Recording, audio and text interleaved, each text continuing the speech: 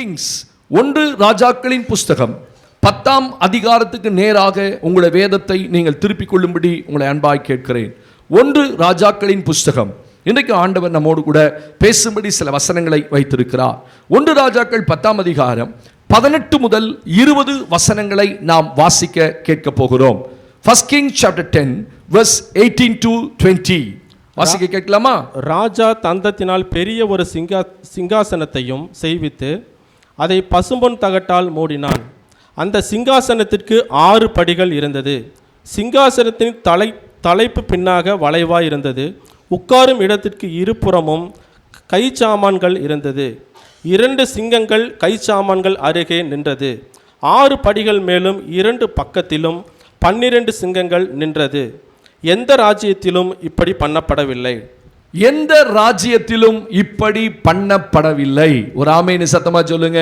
ஆமென். நல்ல கை காணமே. அல்லேலூயா. கர்த்தருடைய நாமத்துக்கு மகிமை உண்டாவதாக. இன்னைக்கு செய்தியினுடைய தலைப்பு 6 படிகள் 12 சிங்கங்கள்.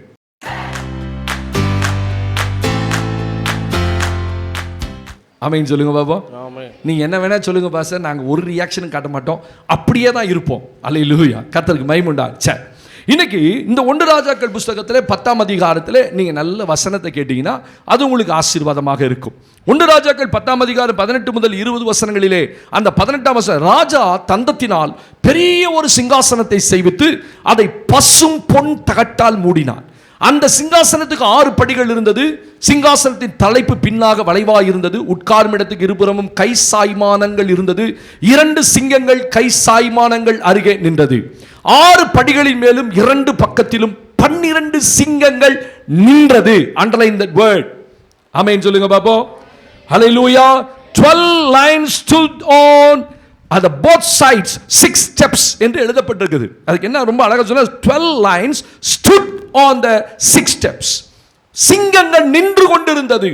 சிங்கங்கள் இருந்ததுன்னு கூட எழுதியிருக்கலாம், ஆனா சிங்கங்கள் நின்று கொண்டிருந்தது. ஒரு ஆமென் சத்தமா சொல்லுங்க. இது என்ன சம்பவம்? ஆண்டவருக்கு மகிமை உண்டாகட்டும். இந்த 1 ராஜாக்கள் புஸ்தகத்திலே சில அதிகாரங்களை நான் சொல்றேன், நீங்க நினைவில் வைத்துக் கொள்ளுங்க, என்ன கவனிங்க, சரியா? 5ஆம் அதிகாரத்திலே இங்க சாலமோனை குறித்து வேதம் சொல்லுகிறது. அவன் அந்த 1 ராஜாக்கள் 5ஆம் அதிகாரத்தில் ஆலயம் கட்ட வேண்டும் என்று ஒரு தீர்மானம் பண்ணுகிறான். 5ஆம் அதிகாரம். அடுத்த கவனி, 6ஆம் அதிகாரத்தில் அதை கட்டுவதற்கு தொடங்குகிறான். ஆண்டவருடைய ஆலயத்தை கட்டுவதற்கு அஸ்திபாரமோடு தொடங்குகிறான். அந்த 6ஆம் அதிகாரத்தை கடைசி வசனத்தில் 7ஆம் வருஷம் முடிவிலே அவன் அந்த ஆலயத்தை கட்டி முடித்தான் என்று வேதம் சொல்லுகிறார். 8ஆம் அதிகாரத்துக்கு நீங்கள் 7ஆம் அதிகாரத்துக்கு நீங்கள் வரும்போது சாலமோன் தனக்காக அரண்மனையை கட்டினான் என்று எழுதப்பட்டிருக்கு. அப்ப 5ஆம் வசனத்தில் சொல்லுங்க, ஆலயம் கட்டணும்னு தீர்மானம். 6ஆம் அதிகாரத்தில் ஆலயம் கட்டி முடிச்சு 7 வருஷத்துல முடிச்சிடறான். 7ஆம் அதிகாரத்தில் அரண்மனையை கட்டுகிறான். தனக்குன்னு ஒரு பெரிய அரண்மனையை கட்டுகிறான்.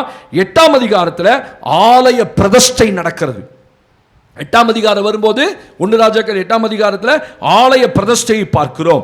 9ஆம் அதிகாரம் விட்டு 10ஆம் அதிகாரம் வரும்போது சாலமோன் தனக்கென்று ஒரு பெரிய சிங்காசனத்தை அவன் செய்வித்தான். ஒரு ஆமென் சொல்லுங்க பாப்போம். ராஜா எங்க உட்காரணும்? சிங்காசனத்தை தான் உட்காரணும். அப்ப அது வரைக்கும் ராஜாவுக்கு சிங்காசனம் ப்ராப்பரா செய்யப்படல. அது வரைக்கும் ராஜாவுக்கு சிங்காசனம் கொடுக்கப்படல. ஸ்தோத்திரம். அவன் எதிர்பார்த்த, அவன் நினைத்த மாதிரி ஒரு சிங்காசனம் இல்ல. அப்ப ராஜா வேதம் சொல்லுது, ஒரு பெரிய சிங்காசனத்தை ராஜா அங்கே செய்வித்தான். எதுல செஞ்சான்? ராஜா தந்தத்தினால், யானையுடைய தந்தத்தினால ராஜா தனக்கென்று ஒரு பெரிய சிங்காசனம் செய்யறான். அந்த சிங்காசனம் எப்படி இருந்தது? நல்ல எண்ணெய பாருங்க. சிங்காசனம் எப்படி இருந்துச்சு? அந்த சிங்காசனம் உயரத்துல கீழே 6 படிகள் இருந்தது. 6 steps. When you want to go to the throne, நீங்க அந்த ராஜாவுடைய சிங்காசனத்துக்கு நீங்க போகணும்னா you have to அங்கே 6 படிகள் ஏறிதான் அந்த சிங்காசனத்துக்கு பண்ணா. அழகா செஞ்சிருக்காங்க பாத்தீங்களா? சிங்காசனத்துக்கு படிகள் வைத்திருந்தான். அதுல 6 படிகள் இருந்தது. அந்த 6 படிகள் 2 பக்கத்திலையும் ஒவ்வொரு படியிலையும் 2 சிங்கங்கள் நின்று கொண்டிருந்தது. ஒரு ஆமென் சொல்லுங்க பாப்பா. அல்லேலூயா. இது பழைய ஏற்பாட்டில் ஒரு சிங்காசனம், அவ்வளவுதான். அந்த சிங்காசனம் எப்படி இருந்தது என்று எழுதப்பட்டிருக்கிறது. ஆனா ஆவிக்குரிய அர்த்தம் ஒன்று இருக்கிறது. ஆமென் சொல்லுங்க பாப்போம். இந்த 6 படிகளுக்கும் என்னென்ன படியை கடந்து போனா சிங்காசனத்துக்கு போகலாம்? அது சாதாரணமா போயிட முடியாது. அந்த படிகள் ஏறும்போது ஒவ்வொரு படியிலையும் 2 சிங்கம் நிற்கும். ஒரு ஆமேன் சொல்லுங்க பாப்போம். உங்க வாழ்க்கையில சில நேரத்தில் உயர்வுக்கு போறதுக்கு முன்னாடி சில படிகளை நீங்கள் ஏறி போகணும். அந்த படிகளை கடப்பதற்கு சில சிங்கங்களை நீங்கள் ஜெயிக்கணும்.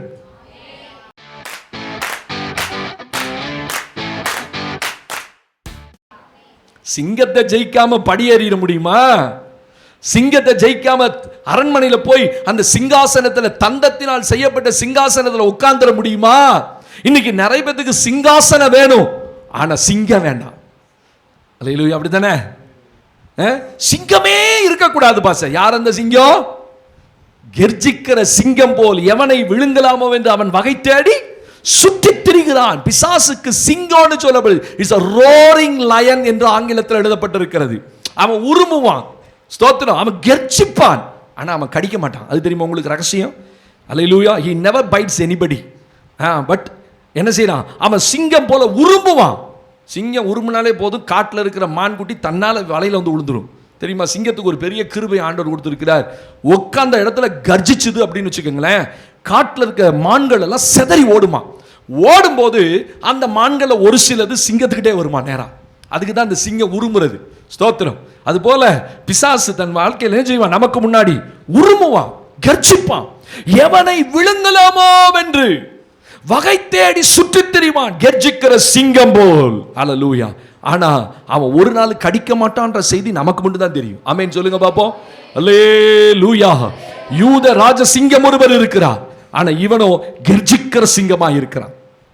இப்ப இந்த சாலமோன் கட்டின இந்த செய்த இந்த தந்தத்தினாலான அரண்மனை, அந்த சிங்காசனம் எப்படி இருந்தது? அதற்கு 6 படிகள் இருந்தது.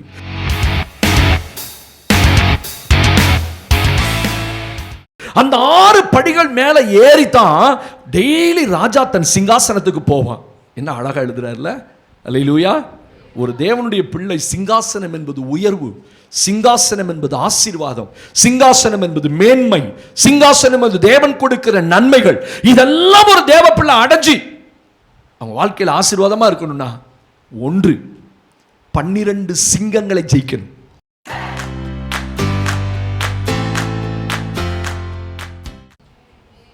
அந்த சிங்கம் எங்க இருக்குது? நமக்குள்ளதான் இருக்குது.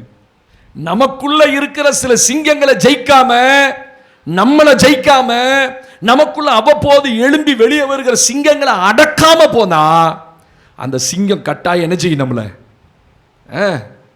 பரண்டி வைக்குமா? கடிக்கும். சிங்கம் கடிச்சதுன்னு வச்சுக்கோங்க, எப்படி இருக்கும்?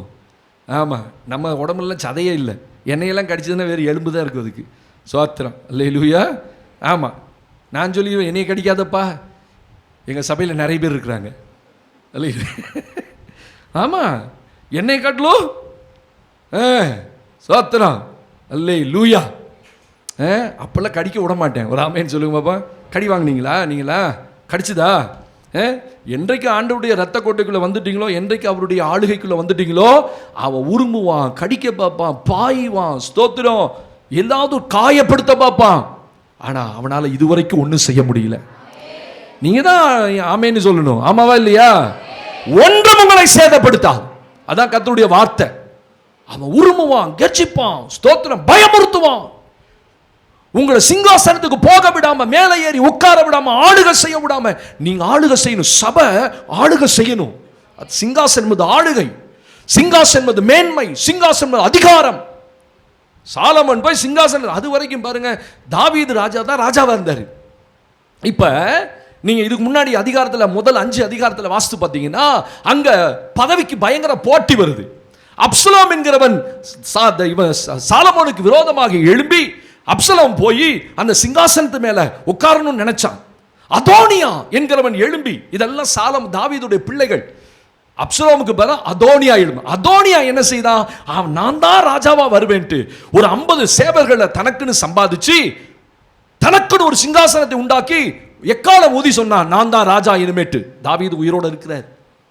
உடனே பத்சேபால் சாலமோனுடைய தாய் போறா தாவீதுட்ட, ராஜாவே நீ சொன்னீர் உன் பிள்ளை தான் அடுத்து சிங்காசனத்தை உட்காருவான் என்கிட்ட சொல்லி இருக்கிறீ. ஆனா அங்க அதோனியா ராஜான்னு சொல்லி அறிவிப்பு கொடுத்துட்டான். உடனே தாவீது கூப்பிட்றான், நாத்தான் தீர்க்கதரிசியை கூப்பிட்டு, என்னுடைய கோவேறு கழுதையின் மேலே சாலமோனை ஏற்றிக்கொண்டு, ஸ்தோத்திரம் ஆமென் சொல்லுங்க, எருசலேமுக்கு போய் என் சிங்காசனத்தில் அவனை உட்கார வச்சு ராஜான்னு அறிவிப்பு கொடு. கோவேறு கழுதை கொண்டோடப்படுகிறது. சாலமோன் ராஜாவை உட்கார வைக்கப்படுறான். பின்னாடியே எக்காலம் ஊதிக்கொண்டே போய் எருசலேமில் அவனை ராஜாவை அபிஷேகம் பண்ணாங்க. அவ்வளோதான், அதோனியா துண்டக்கான துணியை கடன் ஓடிட்டான். நல்ல கவனிங்க, சாலமோன் ராஜா என்கிற அந்த அந்தஸ்துக்கு வருவதற்கு முன்பாய் போட்டி நடந்தது.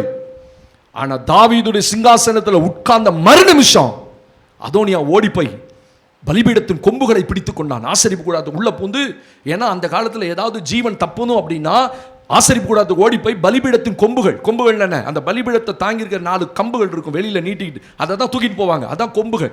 அதை போய் பிடிச்சுக்கிட்டான்னா யாரும் கொல்லக்கூடாது. அப்ப சிங்காசனம் என்பது ஆளுகை, சிங்காசனம் என்பது அதிகாரம். கெஞ்சிரான் சாலமோன்ட்ட, என்னை கொன்னுடாத, என்னை உயிரை, என்னை ஜீவனை எடுத்துடாத. ஏன்னா இப்ப யார் ஆயிட்டான்? ராஜாவாயிட்டான். ராஜா இப்ப சிங்காசனத்தை உட்கார்ந்துட்டார். ஆமென் சொல்லுங்க. அப்ப சிங்காசனம் என்பது ஆளுகை, சிங்காசனம் அதிகாரம். இதெல்லாம் தேவனுடைய ஆளுகை, தேவனுடைய சபைக்கு தேவன் கொடுக்கிறார். இந்த சபை தான் இங்க ஆளுகை செய்யணும். ஆமென் சொல்லுங்க. நீங்க தான் உங்க குடும்பத்தை ஆளுகை. அது சாதாரண ஆளுகை இல்லை, மாம்சத்தில் வருகிற ஆளுகை இல்லை, ஆவியில உண்டாகிற ஆளுகை. நீங்க நல்ல ஜெபம் பண்ணீங்கன்னா உங்க குடும்பம் உங்களுக்கு அடங்கி இருக்கும், உங்க காரியங்கள் எல்லாம் உங்களுக்கு அடங்கும். ஆமென் சொல்லுங்க பாப்போம். உங்களுக்கு அடங்கலைன்னா நீங்க என்ன செய்யல? சரியா ஜெபம் இல்ல, உங்க அதிகாரத்தை இன்னும் பயன்படுத்தல. தேவன் கொடுத்த அதிகாரம், இயேசு எழுந்து காற்றையும் கடலையும் என்ன செய்தாரு? அதட்டினார். அடங்குச்சா இல்லையா? அடங்கும். ஏன்னா அவர்கிட்ட என்ன இருந்துச்சு? அதிகாரம் இருந்தது. ஆமென் சொல்லுங்க. என்ன சொன்னாங்க? காற்றும் கடலும் இவருக்கு கீழ்ப்படுகிறதே, அடங்குகிறதே என்று ஆச்சரியப்பட்டார்கள். நல்ல கவனிச்சிங்களா? எந்த குடும்பத்தில் பிரச்சனை இல்லை, எந்த குடும்பத்தில் போராட்டம் இல்லை, எந்த குடும்பத்தில் தரித்திரம் இல்லை, எந்த குடும்பத்தில் சமாதான குறைவு, எத்தனையோ குடும்பங்கள் நீங்க வெளியில சொல்றது இல்லை, அவ்வளவுதான். ஆனா அவ்வப்போது எந்திரிச்சு 4 மணிக்கு எந்திரிச்சு ஜெபம் பண்றீங்க, 12 மணிக்கு எந்திரிச்சு ஜெபம் பண்றீங்க, அதட்டுறீங்க. அதை அடங்குச்சா இல்லையா? ஜெபம் பண்றவங்களும் ஆமேன்னு சொல்லுங்க. ஜெபம் பண்ணவங்க மட்டும்தான் சொல்லணும் அல்லேலூயா. நைட்ல எந்திரிச்சு ஜெபம் பண்ணேன் பாச, 12 மணிக்கு எந்திரிச்சு ஒரு அதட்டினேன், ஸ்தோத்திரம். நான் மாட்களில் 10 மணிக்கு படுத்தா காலைல 6 மணி தான் தெரியும். 8 மணி நேரம் சைலண்ட் ஸ்லீப் பாஸ்டர். டாக்டர் சொல்லிட்டார் என்னை முழிக்கவே கூடாது. என்னையும் தான் சொன்னார். அல்லேலூயா சொல்லுங்க பாப்போம். சொல்லுங்க, என்னையும் தான் சொன்னார். ஆமா, 8 மணிக்கெல்லாம் போயிருங்க. என்னை பார்த்து எத்தனை மணிக்கு போங்க? 8 மணிக்கெல்லாம் போயிருங்க படுக்கிறதுக்கு. காலையில் 5 மணி வரைக்கும் நல்ல டீப் ஸ்லீப் பண்ணுங்க. எங்க தூக்கம் வருது? உங்களை நினைச்சா எனக்கு தூக்கமா வருது. தாத்திரம். உங்க பிரச்சனையும் பாடுகளையும் நினைச்சா எனக்கு தூக்கம் வர மாட்டேங்குது, ஒன்றும் வர மாட்டேங்குது. அல்லேலூயா. அழுவ வேண்டியதாக இருக்குது, ஜோம் பண்ண வேண்டியதாக இருக்குது. ஐயோ ஜோம் பண்ணுமே. நேற்று நைட்டு 12 மணிக்கு செய்தி எடுத்துட்டு மண்டே போட்டு பிச்சுக்கிறேன். என்ன ஆண்டவர் என்ன சொல்லட்டும். 12 மணி ஸ்தோத்திரம் 2-3 பாயிண்ட் எடுத்துட்டு படுத்துட்டு, சரி காலைல ஆண்டவர் பேசுவார் அப்படின்னு படுத்துட்டு 4 மணிக்கெல்லாம் முழிப்பு வந்துச்சு. 12க்கு படுத்து 4க்கு எந்திரிச்சு ஜோம் பண்ணி மறுபடியும் செய்தி எடுத்துட்டு ஓடி வந்து பிரயாசப்படாமல் எதுவுமே ஆசீர்வாதம் இல்லை. அல்லேலூயா. நீங்க நினைக்கிறீங்க பாஸ்டர் நல்லா தூங்குறாருப்பா, அப்படியே சோக்க வராருப்பா. இல்லைங்க, அதுக்கு பின்னாடி ஒரு அழுகை இருக்கு, அதுக்கு பின்னாடி ஒரு கதறுதல் இருக்கு, ஒரு பின்னாடி சாக்ரிஃபைஸ் இருக்கு. ஆமென் ஸ்தோத்திரம். அப்ப சிங்காசனம் அதிகாரம், சிங்காசனம் ஆளுகை, சிங்காசனம் உங்களுக்கு உங்க கையில கொடுக்கப்பட்டிருக்கு. ஸ்தோத்திரம். அதை பயன்படுத்தணும். பாருங்க, போய் சாலமோன் உட்கார்ந்து அதோனியாவை கொண்டு வாண்டான். அவன் விட்டு என்னை கெஞ்சுறான், என்னை விட்டுரு. அப்ப சிங்காசனத்துக்கு மேலே ஏறி உட்காரணும்னா முதல் படி, 2வது படி, 3வது படி, 4வது படி, 5வது படி, 6 படிகள். நான் எப்பொழுதுமே 7 பாயிண்ட் தான் எடுப்பேன். ஆமென். ஆனால் நான் பார்த்தேன், என்னடா 7வது பாயிண்ட்டை காணமே. 7வது பாயிண்ட்ல தான் அவர் உட்கார்ந்துருக்கிறார். அல்லேலூயா சொல்லுங்க. 6 படி இருக்குது, ஆனால் 7வது ஸ்டெப்பில் தான் யார் உட்கார்ந்துருக்கா? அவன் போயிடுவான். அதுக்கு பிறகு சிங்கங்கள் இல்லை. அல்லேலூயா சொல்லுங்க பாப்போ. 6 படியில 12 சிங்கத்தை ஜெயிச்சுட்டா 7வது படியில உங்களுக்கு சிங்கம், யூத ராஜ சிங்கம். சிங்காசனத்துக்கு பக்கத்துல 2 பக்கத்திலையும் 2 சிங்கங்கள் நின்று கொண்டிருந்தது. பாருங்க, அதை தனியா சொல்றாரு. மற்ற 6 படிகளிலும் 2 பக்கங்களும் 2 சிங்கங்கள் இருந்துன்னு சொல்லிட்டு மேல சிங்காசனத்துல கைப்பிடி சாய்மானங்கள் இருந்தது, அதுக்கு பக்கத்தில் 2 சிங்கங்கள் நின்றது. அந்த சிங்கம் யூதராஜ சிங்கம். இந்த சிங்கங்கள் கெர்ஜிக்கிற சிங்கங்கள். ஒரு தேவனுடைய பிள்ளை கடந்து போக வேண்டிய 6 படிகள். இந்த 6 படி என்ன? 12 சிங்கங்கள் என்ன? இதை நம்ம பார்த்துட்டோம்னா, இதை ஜெயிச்சாச்சுன்னா எங்க போயிடலாம்? ஒண்ணா ஜெயிச்சுக்கிட்டே போகணும். ஆமென் சொல்லுங்க பாப்போம். யோசுவா நெடுநாளா யுத்தம் பண்ணினான். யுத்தம் ஓய்ந்ததினால் தேசம் அமைதலாயிற்று. ஏன் யுத்தம் ஓஞ்சது? சத்துருக்களே இல்லை, எல்லா சத்துருவையும் அடிச்சிட்டான். கொஞ்சம் சத்துருக்கள் கேட்டுட்டு ஓடியே போயிட்டான். ஐயோ யோசுவாவை ஜெயிக்க முடியாது, அவனே ஓடிட்டான், இடத்த காலி பண்ணிட்டான். ஆமென் சொல்லுங்க. நான் சொல்றது உங்களுக்கு புரியும்னு நினைக்கிறேன். அல்லேலூயா. நம்ம பண்ற யுத்தத்தை கண்டு ஒருத்தன் எதிர்த்து வருவான், பயங்கரமா ஆக்ரோஷமா வந்தான், எல்லாத்தையும் துரத்தோன்னு இவனை அடிச்சோன்னு 4 பேர் ஓடி போயிட்டான். அப்படித்தானே சொல்லுவாங்க. ஒருத்தனை போட்டான், கோலியாத்தை போட்டான், கூட அந்த பெலிஸ்தீனெல்லாம் சொல்லுங்க ஓடியே போயிட்டான். பெலிஸ்தர் ஒருத்தர் கூட இல்லை, ஒரு கோலியாத்தை அடிச்சான். அது மாதிரி இந்த பகுதியில் இருக்க அடிச்சுக்கிட்டே இருந்தா மற்றவங்க என்ன செய்வான், ரெல்ம காலி பண்ணிட்டு ஓடிடுவான். ஸ்தோத்திரம். அல்லேலூயா. இன்னைக்கு நீங்களும் நானும் படி ஏற வேண்டிய படிகளும் 12 சிங்கங்களும் என்ன பார்க்க போறோம். வாசிங்க என்னோடு கூட. ஆண்டவருக்கு மகிமை உண்டாகட்டும். முதல் படிக்கட்டு 1 சாமுவேல் 15ஆம் அதிகாரம், 1 சாமுவேல் 15ஆம் அதிகாரம் 22ஆம் வசனத்தை நீங்கள் வாசிக்க கேட்க போகிறீர்கள். 1 Samuel chapter 15 verse 22. அதற்கு சாமுவேல் கர்த்தருடைய சத்தத்திற்கு கீழ்ப்படிகிறதை பார்க்கிலும், கர்த்தருடைய சத்தத்துக்கு கீழ்ப்படிகிறதை பார்க்கிலும் சர்வாங்க தகனங்களும் பலிகளும் கர்த்தருக்கு பிரியமாயிருக்குமோ? பலியை பார்க்கிலும் கீழ்ப்படிதலும், ஆட்டுக்கடாக்களின் நினத்தை பார்க்கிலும் செவி கொடுத்தலும் உத்தமம். ஒரு ஆமென் சத்தமா சொல்லுங்க. சரி, இப்ப பைபிளை பார்க்காம எழுதிட்டு வேணும்னா இந்த வசனத்தை அந்த இதுல டிவியில பாருங்க, அப்பதான் அது கேட்கறது ஈஸியா இருக்கும். அதற்கு சாமுவேல் கர்த்தருடைய சத்தத்துக்கு கீழ்ப்படிகிறதை பார்க்கிலும். ஒரு மனுஷன் சிங்காசனத்துக்கு மேல போகணும்னா அவன் போக வேண்டிய முதல் படி கீழ்ப்படி.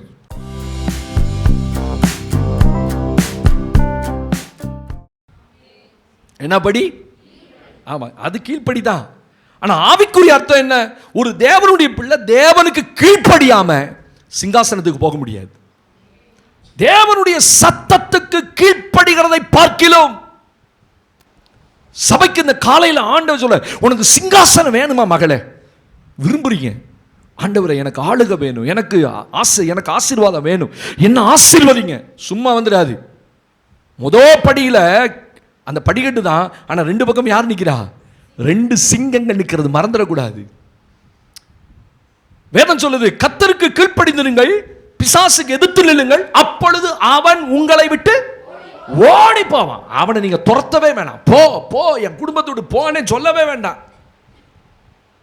பலவீனத்தை உண்டாக்குற ஆவியே போ, கலகத்தை உண்டாக்குற ஆவியே போ. எல்லா பிசாசுகளையும் துரத்தி துரத்தி துரத்தி கடைசியில் டயர்ட் ஆயிட்டோம். இனிமேல் துரத்துறதுக்கு என்ன இல்லை சொல்லுங்க. துரத்தவே முடியல, யுத்தம் பண்ண முடியல. ஆண்டவரே, ஐ எம் வெரி டயர்ட். சில நேரத்தை நானே சொல்லியிருக்கேன், முடியலப்பா, ஐ எம் வெரி டயர்ட்.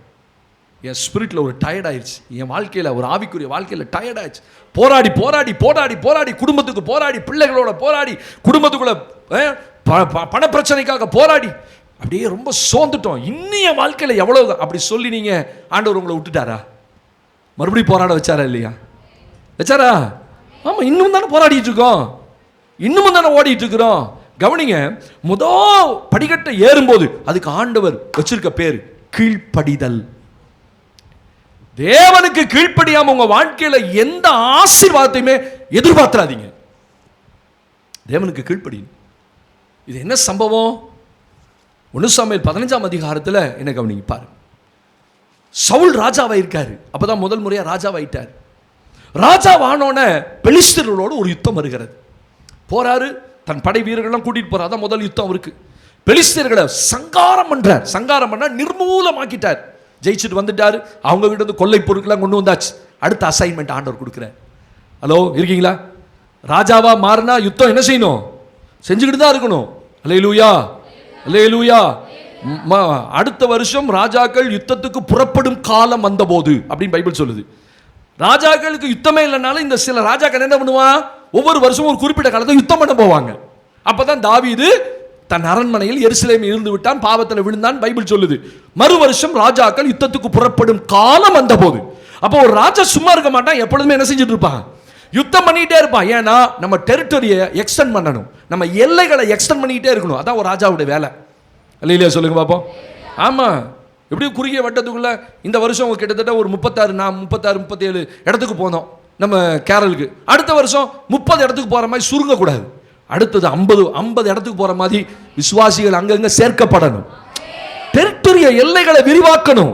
அதுக்கு தான் உங்க வீடுகளில் வீட்டுக்கூட்டம் நடத்துங்க, முழங்கால் போடுங்க. வாரத்தில் அந்த எண்ணமே வரமாட்டேங்குது. ஸ்தோத்திரம். உட்காந்து ஒரு பாட்டு பாடி வாரத்தில் ஒரு குறிப்பிட்ட நாளில் அந்த சத்தம் உங்கள் பக்கத்தில் கேட்கட்டும், பக்கத்து வீடுகள் கேட்கட்டும். வியாழக்கிழமையான இந்த வீட்டில் பாட்டு சத்தம் கேட்கும்பா அப்படி சொல்கிறாங்களா? உட்காந்து குடும்பமாக படம் பார்க்குறீங்க, குடும்பமாக படத்துக்கு போகணுன்னு யோசிக்கிறீங்க, குடும்பமாக பொங்கலுக்கு போகணுன்னு யோசிக்கிறீங்க. உங்கள் பக்கத்துலலாம் பொங்கல் நடந்திருக்கும், போனீங்களா? எல்லாரும் ஜெயிச்சிங்களா? எல்லாம் ஜெயிச்சிங்களா? விளாண்டிங்களா? விளாண்டுருப்பீங்க, எல்லாம் சொல்ல மாட்டீங்க. பொங்கலை வாங்கி சாப்பிட்டுக்கிட்டு அங்கேயே நின்று மரத்தடியில் உட்காந்துட்டு ஹாயா நைட்டு போட்ட குத்தாட்டம்லாம் பார்த்துட்டு. நேற்று எங்கள் வீட்டுக்கிட்ட நினச்சி என் பையனுக்கு சொல்லுவேன் போகக்கூடாதுன்ட்டேன். நமக்கு அந்த இடத்துல வேலை இல்லை. ஆமேன். ஃப்ரெண்ட்ஸ் எல்லாம் அங்கிள் விடுங்க அங்கிள்னு சொன்ன தம்பி வரமாட்டான். அங்கே அப்படிப்பட்ட இடத்துக்கு நாங்கள் வரக்கூடாது. நம்ம ஆட்கள் ஊரில் குத்தாட்டம் நினச்சா நைட்டு ஃபுல்லாக உட்காந்து இப்படி பார்த்தா குத்துக்கால் போட்டு உட்காந்துருப்பான். தாத்தர் அல்லேலூயா. ஐயோ விசுவாசியே, உனக்கு அங்கே என்ன வேலை விசுவாசிக்கு சொல்லுங்கள்? எங்கேயோ நடக்குது, போகிறான் புருஷன் முன்னாடி. எங்கடா போகிறேன் நைட்டு 9 மணிக்குன்னா பக்கத்து ஊரில் அப்படின்னா தெரிஞ்சு போச்சு. பக்கத்து ஊரில் தேர், அதில் நைட்டு ஒரே டான்ஸு, சினிமா பாட்டு. அதை பார்க்க முடியுதுங்களா இப்போல்லாம்? அது புள்ள குட்டியோட போய் உட்காந்துக்கிட்டு நைட்டெல்லாம் துண்டு போட்டுக்கிட்டு பார்க்குறேன். எவனும் பார்த்துடக்கூடாது. துண்டை போட்டுக்கிட்டு சோத்திரம் கேட்டால் பனிங்கிறான். பனி இல்லைடா, எனக்கு தெரியும் நீ ஏன் துண்டை போட்டேன்ட்டு. சோத்திரம் போய் உக்காந்து நைட்டெல்லாம் புத்தாட்டம் பார்த்துட்டு வேசித்தனமான ஆட்டம். சோத்திரம் அங்கே கொடுக்குற பொங்கலை வாங்கி சாப்பிட்டுக்கிட்டு ஒரு உணர்வே இல்லை. தான் யார், நான் யார், என் மேலுக்கு அபிஷேகம் என்ன, நான் என் அழைப்பு என்ன, நான் எங்கே இருக்க வேண்டிய ஆளு. ஸ்தோத்திரம். பைபிள் சொல்லுது பாருங்க. ஆமாம், யுத்தத்துக்கு முதல் முறை போய் ஜெயிச்சுட்டு வந்துட்டான். 2வது ஆண்டவர் ஒரு அசைன்மெண்ட் கொடுக்குறார். என்ன அப்பா, அமலேக்கியர்களை போய் அடிக்கணும். சாமுவேல்கிட்ட சொல்லார், நீ போய் சவுல்கிட்ட சொல்லு, அமலேக்கியர்களை யுத்தத்துக்கு போய் அமலேக்கியர்களை பட்டய கற்களை சங்காரம் பண்ண சொல்லு. ஏன் தெரியுமா? எகிப்திலிருந்து என் ஜனங்கள் வந்தபோது அவர்கள் வழிமறித்து தண்ணி கூட கொடுக்க மாட்டேன்ட்டு அமலேக்கியன். ஆண்டவர் எப்போ நடந்ததுக்கு எப்போ பழி வாங்குறாரு பாருங்க. ஐயோ, எப்போ நடந்துச்சு? யாத்ராகமத்தின் புஸ்தகத்தில் மோசேயின் காலத்தில் நடந்த ஒரு சம்பவத்துக்கு கிட்டத்தட்ட 300 வருஷம் கழிச்சு ஆண்டவர் பெரிய ஒரு யுத்தத்தை சவுல் கையில் கொடுக்குறாரு. சொல்றாரு போய் அழிச்சுட்டு வந்து எல்லாத்தையும். உடனே கீழ்ப்படிஞ்சு சவுல் யுத்த மனிதர்கள்லாம் கூட்டிக்கிட்டு அமலேக்கியர்ட்ட போறான். பட்டயகர்களை அடிக்கிறான், சங்காரம் பண்றான். ஆண்டவர் சொல்லி தாமிச்சார். அல்ல இங்கே கவனிங்க. சாமுவேல் போகும்போது சவுல்கிட்ட சொல்றான், ஆண் என்றும் இல்லை, பெண் என்றும் இல்லை, பெரியவங்க இல்லை, சின்னவங்க இல்லை, குழந்தை இல்லை, எல்லாத்தையும் வெட்டிரு. ஸ்தோத்திரம். கத்த சொல்றது அதுதான். ஆடு மாடு மிருக ஜீவன்கள் சகலத்தையும் பட்டைய கருக்கினால் கொண்டு எல்லாத்தையும் சுட்டரிச்சுட்டார். பட்டணத்தை சுட்டரிச்சுட்டார். இவன் போனா யுத்தத்துக்கு அடிச்சான், சங்காரம் பண்ணான். அந்த தேசத்து ராஜாவை பிடிக்கிறான். ஆகாக் என்கிற ராஜாவை கையோட பிடிச்சி அவனை கொல்லல, கூட்டிட்டு வரான். அவனை கொல்லல. ஆடு மாடுகள் நலமானதை எடுத்துக்கொண்டான். ஆண்டவர் சொன்னார் எல்லாத்தையும் அடிச்சுட்டார். ஆனா இவன் அது கீழ்ப்படியில. ஆடு மாடுகளை ஓட்டிக்கிட்டு வரான். சாமுவேல் கேட்குறாரு சவுலை பார்த்துட்டு, யுத்தத்திலிருந்து வந்தோன்னே, என்னப்பா சத்தம் கேட்குது? ஸ்தோத்திரம். ஐயா, நான் தேவனுக்காக நலமான கொழுமையான செழுமையான மாடுகளை ஓட்டிக்கொண்டு வந்தேன். அப்பதான் சாமுவேல் சொல்றாரு, தேவனுடைய சத்தத்துக்கு கீழ்ப்படுகிறதை பார்க்கிலும். ஒரு ஆமேன் சொல்லுங்க பார்ப்போம். அந்த வசனத்தை காட்டுங்கம்மா. கர்த்தருடைய சத்தத்துக்கு செவிகொடாமற் போனதை கீழ்ப்படுகிறதை பார்க்கிலும் சர்வாங்க தகனங்களும் பலிகளும் கர்த்தருக்கு பிரியமாயிருக்குமோ? பலியை பார்க்கிலும் கீழ்ப்படுகிறதும் ஆட்டுக்களாக நிலத்தை பார்க்கிலும் செவி கொடுத்தலும். என்ன கர்த்தர் சொல்றாரோ அதை கீழ்ப்படியும். சமயத்தில் கர்த்தர் பேசுறது உங்களுக்கு உணர்வு தருவார். இதுக்கு கீழ்ப்படி, இந்த இடத்துல சரி பண்ணு, 9 மணிக்கு வர பாரு. ஸ்தோத்திரம். ஆமென். என்னாலலாம் முடியாது. அப்ப அவரும் சொல்லுவார், என்னாலேயும் முடியாது. நீங்க சொல்லுங்க, என்னாலலாம் அப்படிலாம் கீழ்ப்படிய முடியாது. போங்க, நான் யாரையுமே வற்புறுத்துறது இல்லையே. அப்ப அவரும் சொல்லுவேன், என்னாலேயும் முடியாது உன்னை ஆசீர்வதிக்க. ஒரு கீழ்ப்படிதலுக்கு வரமாட்டேங்கிறோம். தேவனுடைய சத்தத்துக்கு செவி கொடுக்கணும். கர்த்தருடைய சத்தத்துக்கு கீழ்ப்படுகிறதை பார்க்கிலும் அதுதான்ப்பா முக்கியம். அப்ப முதப்படி மேல போடுனா, நான் தேவனுக்கு எல்லாத்துலையும் என்ன செய்யணும்? நமக்கு தெரியும், நம்ம இருதயத்துக்கு தெரியும் எங்கெங்கெல்லாம் கீழ்ப்படியில, எங்கெங்கெல்லாம் தேவனுடைய சத்தம் கேட்காம போறோம். இந்த சத்தத்துக்கு கீழ்ப்படிஞ்சுட்டா அடுத்த படிக்கு மேல போகலாம். ஆனா அந்த கவனிங்க, இந்த 2 சிங்கங்கள் எதற்காக? உங்களை கீழ்ப்படி விடாது. அதுக்குதான் சிங்கம். முதல் படி கீழ்ப்படி தெரிஞ்சு போச்சு. கீழ்ப்படிதல் தான் முக்கியம் தெரிஞ்சு போச்சு. அவர் சொல்ற, ஆட்டுக்கடாக்களின் நினத்தை பார்க்கிலும் செவி கொடுத்தல் உத்தமம். அப்ப நீ கொண்டாந்து திரளான ஆடு மாடுகளை தேவனுக்கு பலி கொடுத்துறது பார்க்கிலும். கர்த்தர் என்ன சொன்னார்? அங்கேயே அடிச்சுட்டு வாடான்னு தானே சொன்னார். ஏன் நீ கொண்டு வந்த? தேவனுக்கு தான் கொண்டு வந்தேன். தேவன் கேட்டாரா? கேட்கலையே. அப்ப தேவனுக்கு எது கீழ்ப்படிதலோ ஸ்தோத்திரம், அதை தான் அவர் விரும்புறார். கர்த்தருடைய சத்தத்துக்கு கீழ்ப்படுகிறத நான் விரும்பணும். ஆமென் சொல்லுங்க. சொல்லும் அடியேன் கேட்கிறேன். அதை தான் நான் சொன்னா. சொல்லுங்கப்பா. கற்றுக் கொடுக்குறான் பாருங்க ஏலி. அடுத்த முறை உன்னை கூப்பிட்டா தேவனுக்கு கீழ்ப்படுதல சபை தான் கற்றுக் கொடுக்கும். சொல்லுங்க ஆமென். தேவனுக்கு கீழ்ப்படுதல சபை தான் கற்றுக் கொடுக்கும். கர்த்தர் உங்க உள்ளத்துல பேசுவார். மகளே, இந்த இடத்துல நீ கீழ்ப்படியில, இந்த இடத்துல நீ கீழ்ப்படியாம ஓடிட்டு இருக்கிற, நீ என்னதான் ஜெபம் பண்ணாலும், என்னதான் சம்பாதிச்சாலும், என்னதான் விரும்பினாலும் அடுத்த படிக்கட்டுக்கு போக முடியாது. முதல்ல கீழ்ப்படி. கர்த்தருடைய சத்தத்துக்கு கவனமா செவி கொடுத்து, இங்க பலிபீடத்தில் என்ன சொல்றோமோ இந்த கட்டளைகளுக்கும் வசனங்களுக்கும் ஒரு தேவ பிள்ளை முறுமுறுக்காம, ஆமென் சொல்லுங்க. இப்ப கவனிங்க, இந்த 2 சிங்கங்கள் என்ன? அது ஒரு மனுஷனை கீழ்ப்படிய விடாது. ஆமென். தேவனுக்கு கீழ்ப்படிய விடாது. நாம யாருக்குமே கீழ்ப்படிய மாட்டோம். சவுல் கீழ்ப்படியாத காரணம் என்ன? அடுத்த வசனத்தை வாசிங்க எனக்காக. ஹல்லேலூயா, ஸ்தோத்திரம். 15ஆம் அதிகாரம் 1 சாமுவேல் 15ஆம் அதிகாரம் 23ஆம் வசனத்தை வாசிக்கலாமா? ரெண்டகம் பண்ணுதல் பில்லிசூனிய பாவத்திற்கும் முரட்டாட்டம் பண்ணுதல் அவபக்திக்கும் விக்கிரக ஆராதனைக்கும் சரியாயிருக்கிறது. நீர் கர்த்தருடைய வார்த்தையை புறக்கணித்தபடியினாலே அவர் உம்மை ராஜாவா இராதபடிக்கு புறக்கணித்து தள்ளினார் என்றான். அல்லேலூயா. இந்த 15ஆம் அதிகாரம் 23ஆம் வசனத்துல 2 சிங்கம் என்ன? ஏன் சவுல் கீழ்ப்படியல? ஆண்டவர் சொன்னபடி ஏன் அவன் செய்ய முடியலன்னா, கவனிங்க, ரெண்டகம் பண்ணுதல் அப்படின்னா என்ன? கலகம் பண்ணுதல். ஆங்கிலத்தில் ரிபெல்லியன் என்று எழுதப்பட்டிருக்கு. Rebellion against God. தேவனுக்கு விரோதமாய் கலகம் பண்ணா. கீழ்ப்படியலன்னா என்ன அர்த்தம்? அது கலகம் பண்றதுன்னு அர்த்தம். இந்த 2 சிங்கங்களை ஒரு மனுஷன் ஜெயிச்சாதான் அடுத்த படிக்கட்டுக்கு போக முடியும். ஆனா இந்த 2 சிங்கத்துக்கும் சவுல் பலியாயிட்டான். சவுலால் அந்த சிங்கத்தை ஜெயிக்க முடியல. அவன் தேவனுக்கு எப்பொழுதுமே கலகம் பண்ணிட்டே தான். ஒரு முறை அல்ல, பல முறை தன் வாழ்க்கையில். அதனால தான் அவன் முடிவு பாருங்க எப்படி இருந்துச்சு. ஹலோ, முடிவு எப்படி இருந்துச்சு? சவுலுடைய முடிவு என்ன?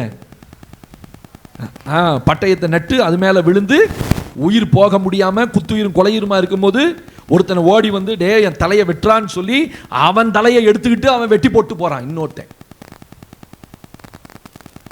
என்னுடைய பிள்ளைகளே, சிங்காசனம் உங்களுக்கு வேணும்னா ஆண்டவர் சொல்றாரு, என் வார்த்தைக்கு நீ கவனமாய் செவி கொடுப்பாயானா, என் சத்தத்தை நீ கவனமா கேட்டு அதுக்கு செவி கொடுத்தா உங்க வாழ்க்கையில இருதயத்தில் எப்பொழுதும் சொல்லணும், ஆண்டவரே உங்களுக்கு நான் உங்களுக்கு கீழ்ப்படிவேன் எப்பொழுதுமே.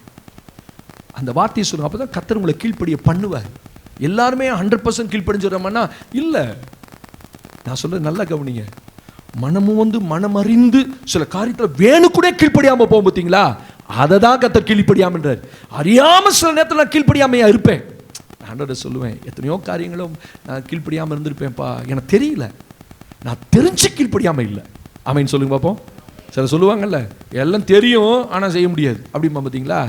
அதான் தேவனுடைய வார்த்தை இன்னதுன்னு தெரியும், கர்த்தருடைய விருப்பம் இன்னதுன்னு தெரியும், கர்த்தர் என்ன யோசிக்கிறார்னு தெரியும். சில நேரத்தில் நம்ம ஆவியில் பேசுவார், ஆண்டவர் இந்த காரியத்தை செய்ய, இந்த காரியத்தை செய்யாத, ஆனால் அப்படி தான் செய்வேன், என் உறவுகளுக்காக, என் நண்பர்களுக்காக, என் பிள்ளைகளுக்காக அப்படி செய்ய வேண்டிய கட்டாயத்தில் இருக்கேன் பாஸ்டர்.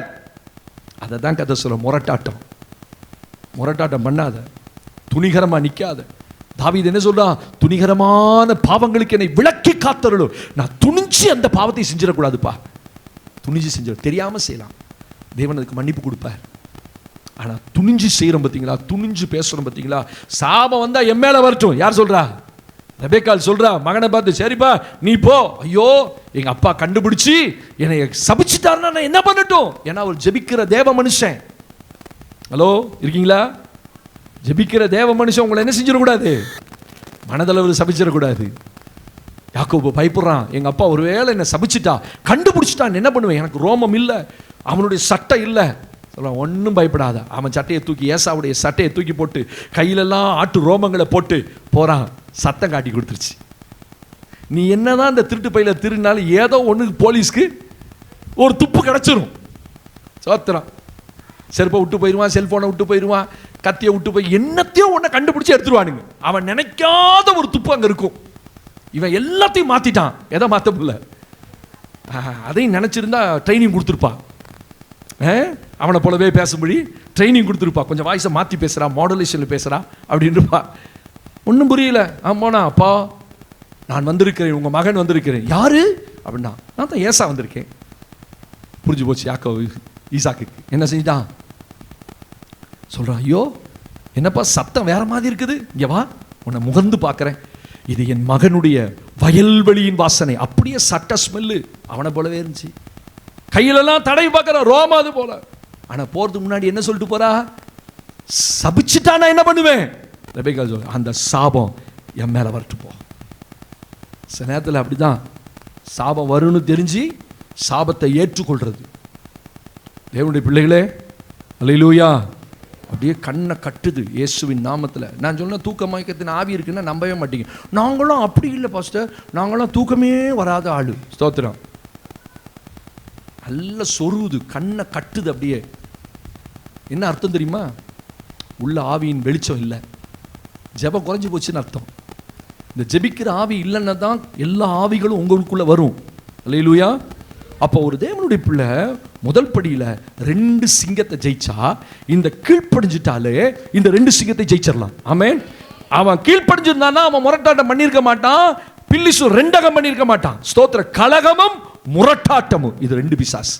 ஒரு தேவனுடைய பிள்ளைக்குள்ள என்னைக்குமே கர்த்தருடைய வார்த்தைக்கு விரோதமாக கலகம் என்றதோ, சபைக்குள்ள கலகம் என்றதோ, கர்த்தருடைய வார்த்தைக்கு எதிர்த்து நிற்கிறதோ, அந்த 2 பிசாசையும் ஜெயிச்சிட்டான், தேவனுக்கு அடங்கிட்டான். இந்த கீழ்ப்படிதல் மேற்படிக்கு போக வசதியா இருக்கும். ஆமென். 2வது படிக்கட்டு வாசிக்கலாமா? அது என்ன 2வது படிக்கட்டு? ஆதியாகமம் 17ஆம் அதிகாரம். ஆதியாகமம் 17ஆம் அதிகாரம். தேவனுக்கு மகிமை உண்டாகட்டும். The book of Genesis chapter 17 verse 10 and 11. ஆதியாகமம் 17ஆம் அதிகாரம் 10ஆம் வசனம் மற்றும் 11ஆம் வசனம் வாசிக்கலாமா? எனக்கும் உங்களுக்கும் உனக்கு பின்வரும் உன் சந்ததிக்கும் நடுவே உண்டாகிறதும், உனக்கும் உன் சந்ததிக்கும் பின் வருகிற நடுவே உடன்படிக்கை என்னவென்றால், உங்களுக்கு பிறக்கும் சகல ஆண் பிள்ளைகளும் விருத்த சேதனம் பண்ணப்பட வேண்டும். அடுத்த வசனம், உங்கள் நுனித்தோலின் மாம்சத்தை விருத்த சேதனம் பண்ண கடவீர்கள். நுனித்தோலின் மாம்சத்தை விருத்த சேதனம் பண்ண கடவீர்கள். அது எனக்கும் உங்களுக்கும் உள்ள உடன்படிக்கைக்கு அடையாளமாய் இருக்கும். அது எனக்கும் உங்களுக்கும் உள்ள உடன்படிக்கைக்கும் அடையாளமாய் இருக்கும். இது என்னபடி? உடன்படிக்கை.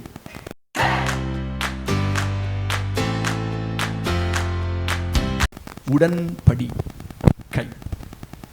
அந்த படிக்கட்டுக்கு பேர் தான் உடன்படிக்கை. அல்லேலூயா. சிங்காசனத்துக்கு மேல போகணும்னா 2வது படி நான் தேவனோடு பண்ணுகிற உடன்படிக்கை. அது என்ன உடன்படிக்கை? பழைய ஏற்பாட்டில் நிறைய உடன்படிக்கை இருக்கிறது. ரத்தத்தில் உடன்படிக்கை. ஆமென். மாம்ச விருத்த சேதனத்தை உடன்படிக்கை. வானவில்லை கொண்டு கர்த்தர் உடன்படிக்கை பண்ணார். நான் சொல்றதெல்லாம் புரியும் நினைக்கிறேன். ஆமாவா இல்லையா? நோவாவோடு என்ன சொன்னாரு? வானவில் மேகத்து மேல பூமி வரும்போது வானவில்லை வச்சு, அந்த வானவில் தான் அடையாளம். இனி ஜலப்பிரளயத்தினால் இந்த பூமியை நான் நிக்கிரகம் பண்ண மாட்டேன். அது ஒரு உடன்படிக்கை. ஆபிரகாமோடு நுனித்தோல் மாம்சத்தில் விருத்த சேதனம் பண்ணப்படணும். அதுதான் உடன்படிக்கை. மோசேயின் காலத்தில் ரத்தத்தில் உடன்படிக்கை. அல்லேலூயா. சங்கீதத்தின் புஸ்தகங்கள்ல மிருகங்களின் ரத்தத்தினால் உடன்படிக்கை. புதிய ஏற்பாட்டில் இயேசுவின் ரத்தத்தோடு உடன்படிக்கை. நல்ல கவனிங்க. பழைய ஏற்பாடு முழுவதும் தேவனுக்கு மகிமை. மனிதர்கள் தேவனோடு உடன்படிக்கை பண்ணினார்கள். ஆனால் புதிய ஏற்பாடு தேவன் மனிதனோடு உடன்படிக்கை பண்ணினார். அல்லேலூயா. ஆதியாகமத்தின் புத்தகத்தில் முதல் கேள்வி, ஆதாமே நீ எங்கே இருக்கிறாய்? தேவன் மனிதனை தேடினார். அல்லேலூயா சொல்லுங்க. ஆனால் மத்தேயுல 2ஆம் அதிகாரத்தில் ராஜாவாக பிறந்திருக்கிறவர் எங்கே என்று மனிதன் தேவனை தேடினார். அல்லேலூயா. அப்ப பழைய ஏற்பாடு முழுவதும் தேவன் மனிதனோடு உடன்படிக்கை பண்ணி, ஸ்தோத்திரம், மனிதன் தேவனோடு ரத்தத்தில் உடன்படிக்கை பண்ணி, நான் உங்களுடையவன்னு சொன்னா அதான் உடன்படிக்கை.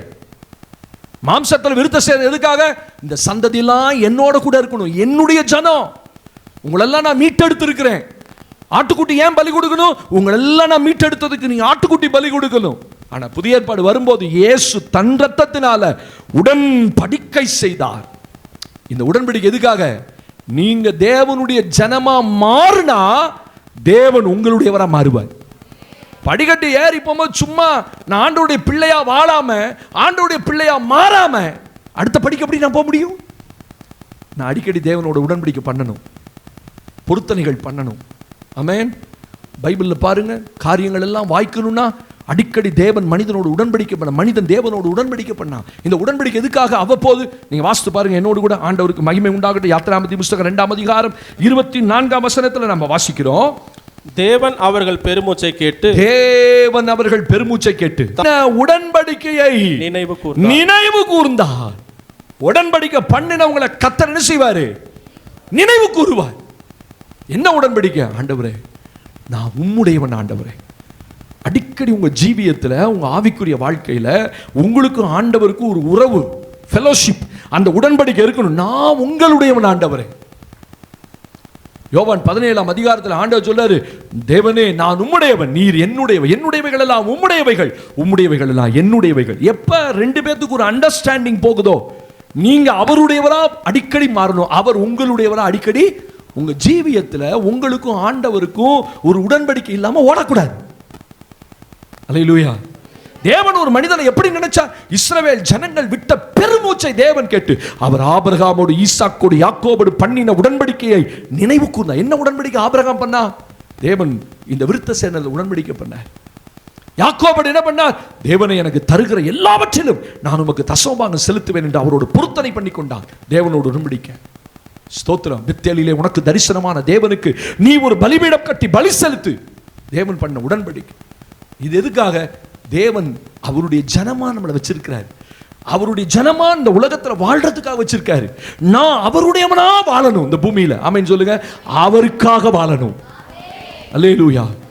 இந்த ஒரு வாழ்க்கை வாழாம நான் ஒரு ஆசீர்வாதத்தை தேடி மட்டும் ஓடினா, எதுக்காக சபைக்கு வரேன்?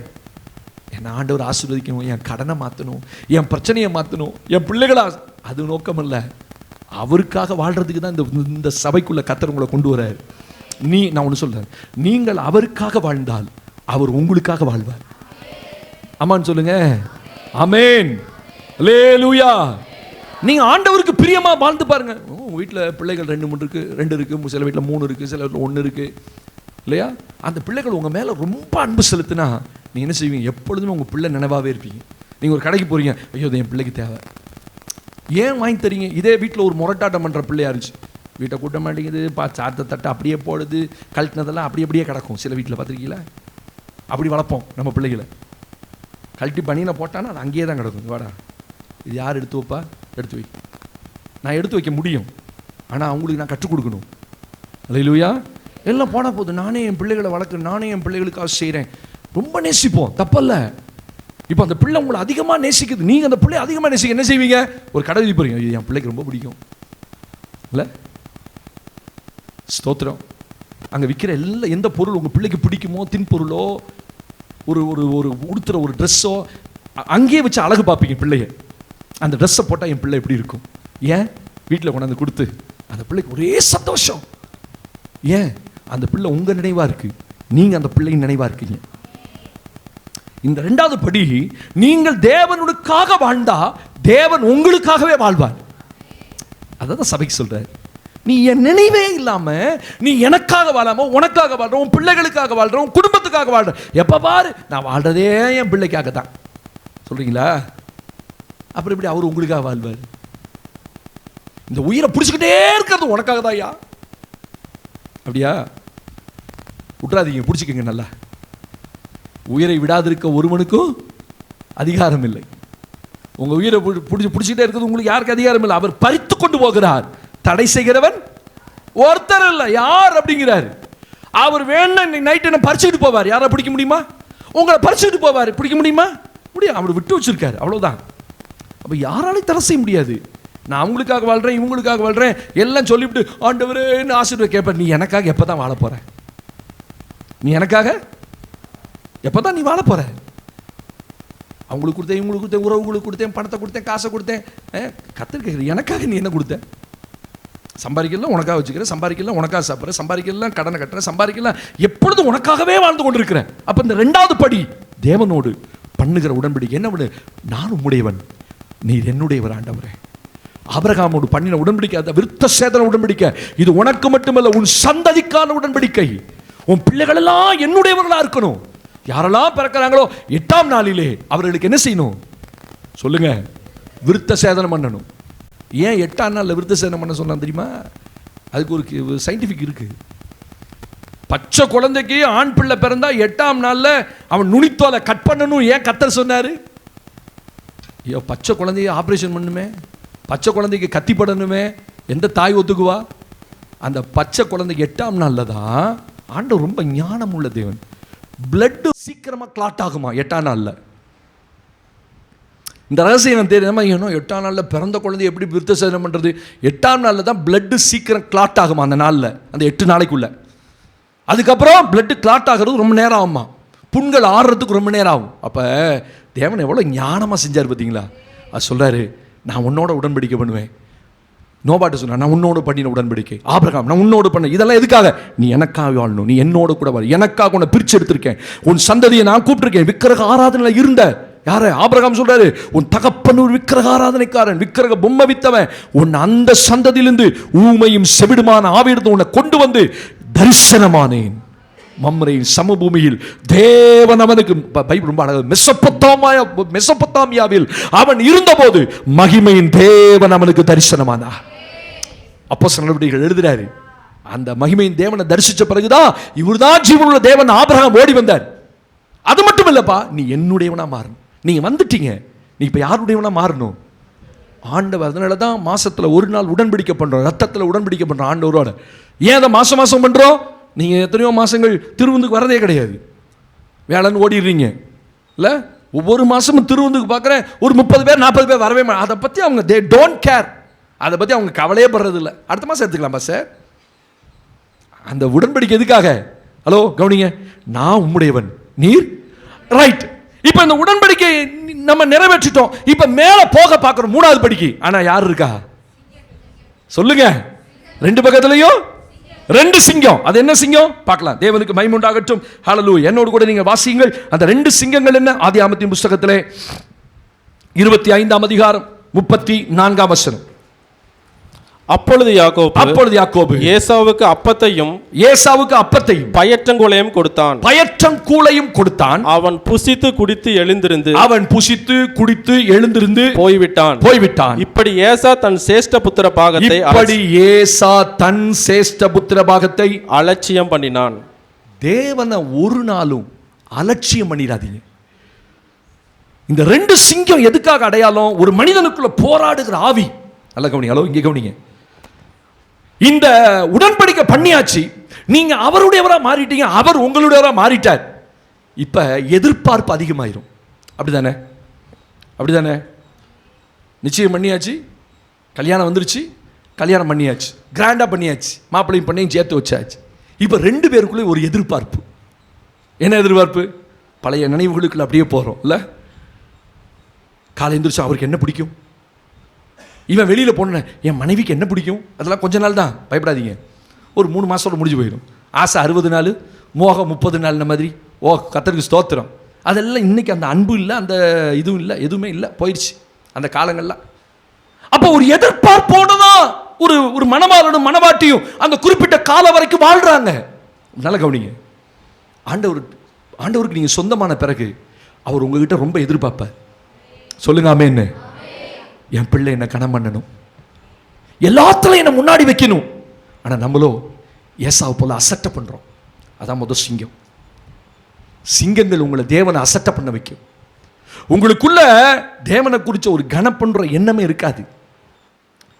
தேவன் கொடுத்த நன்மைகளை ஏசா அசட்டை பண்ணான். உங்க வாழ்க்கையில் கவனிங்க, சில ஆசீர்வாதங்கள் உங்க வாழ்க்கையில் கர்த்தர் கொடுத்துருக்காரு. என்ன ஆசீர்வாதம் இது? இதெல்லாம் வேற ஆசீர்வாதமா? நான் எதிர்பார்த்த ஆசீர்வாதம் வேற. தேவன் கொடுத்த நன்மையை ஒரு நாள் அசட்டை பண்ணாதீங்க. ஏசாவுக்கு தேவன் கொடுத்த சேஷ்ட புத்திர பாகம், தகப்பனுக்கு அடுத்து அந்த குடும்பத்தை வழி நடத்துகிற எல்லா பொறுப்பும் எல்லா அதிகாரமும் ஏசாவுக்கு தான். ஆனா ஏசா அதை பெருசா நினைக்கல. அப்ப என்ன அர்த்தம்? தேவன் கொடுத்த சில ஆசீர்வாதங்களை அவன் கனமா எண்ணல. இந்த உள்ள இருக்க பிசாசு எப்பொழுதுமே கர்த்தர் செய்த நன்மையை நினைக்க கூடாது. ஹலோ, இருக்கீங்களா? அடுத்த படிக்கட்டுக்கு போகணும்னா, கர்த்தாவே இது எனக்கு கொடுத்தீங்க, உமக்கு ஸ்தோத்திரம். இந்த வாழ்க்கை நீங்க தந்தீங்க, அதற்காய் ஸ்தோத்திரம். இந்த ஆசீர்வாதம் கூட இல்லாம எத்தனையோ குடும்பங்கள் இந்த தேசத்தில் இருக்கிறாங்க. சொல்லுவீங்களா? சிங்கத்தை ஜெயிக்கணும், உங்களை அடிக்கடி புலம்ப வைப்பான். என்ன சபைக்கு போயினா ஒன்றும் இல்லை, அப்படியே இருக்குது வாழ்க்கை. ஏப்பா, ஏசாவு கொடுத்த ஆசீர்வாதம் எவ்வளோ பெரிய ஆசீர்வாதம் தெரியுமா? அந்த ஏசா தேவன் கொடுத்த ஆசீர்வாதத்தின் நன்மையும் கனமண்ணலை, அசட்டை பண்ணினான். தன் சேஷ்ட புத்திர பாகத்தை அலட்சியம் பண்ணினான். உங்களுக்குள்ள தேவனை அலட்சியம் பண்ணுகிற ஒரு சிங்கம் இருக்குது. நீங்க தேவனை கனம் பண்ணல, அலட்சியம் பண்றீங்க. தேவனை கனம் பண்ணி வாழ்ந்து பாருங்க. என்னை கனம் பண்ணுகிறவனையோ சொல்லுங்க, those who honor me I will honor them. என்னை யார் கனம் பண்றானோ அவனை தான் கனம் பண்ணுவேன். உங்க வாழ்க்கையில் நீங்க தேவனை கனம் பண்ணுங்க, மரியாதை கொடுங்க, முதலிடம் கொடுங்க, முதலிடம் கொடுங்க. கர்த்தரை கனம் பண்ணாம செஞ்சிடாதீங்க. காலை எந்திரிச்சு ஜோம் பண்ணாம, அதான் கனம், அதான் கனம். நீங்க தேவனை கனம் பண்றது என்ன? காலைல அப்படியே எந்திரிச்சு வேலைக்கு போய் நேரம் கிடைக்கும் போது எப்பயாவது ஜோம் பண்ணிட்டு நானும் கிறிஸ்தவன் தான் அப்படின்ற மாதிரி, அப்படியா? அதெல்லாம் வாழ்க்கை. ஹலோ ஹலோ, நீங்க ஜோம் பண்ணி எவ்வளோ நாள் ஆச்சு? தேவனை தேடி எவ்வளோ நாள் ஆச்சு? அந்த கனம் என்ற இறுதியுமே வரமாட்டேங்குது. ஆண்டவர் கனத்தை தேடி உங்கள்கிட்ட வருவார். ஏன்னா நீ யாருடையவனை மாறிட்டீங்க? சொல்லுங்க, நீ யாருடையவன்? நீங்கள் உங்களுடையவர்கள் அல்ல. நீங்க கிறிஸ்து என்னும் ஒரே புருஷனுக்கு ஒப்பு கொடுக்கப்பட்ட கன்னிகை. ஸ்தோத்திரம். நீ யார் தெரியுமா? கிறிஸ்து என்கிற மணவாளனுக்கு சொந்தம். சொல்லுங்க ஆமென். நீங்கள் உங்களுடையவர்கள் அல்ல, நீங்கள் உங்களுக்கு சொந்தமானவர்கள் அல்ல. ஒருத்தர் விலை கொடுத்து வாங்கியிருக்காரு உங்களை. புரிஞ்சுதா? நம்ம அடிமைகள், ஸ்லேவ். அந்த காலத்தில் கருப்பர்கள் அடிமைகள் சந்தையில் விற்கப்படுவாங்க.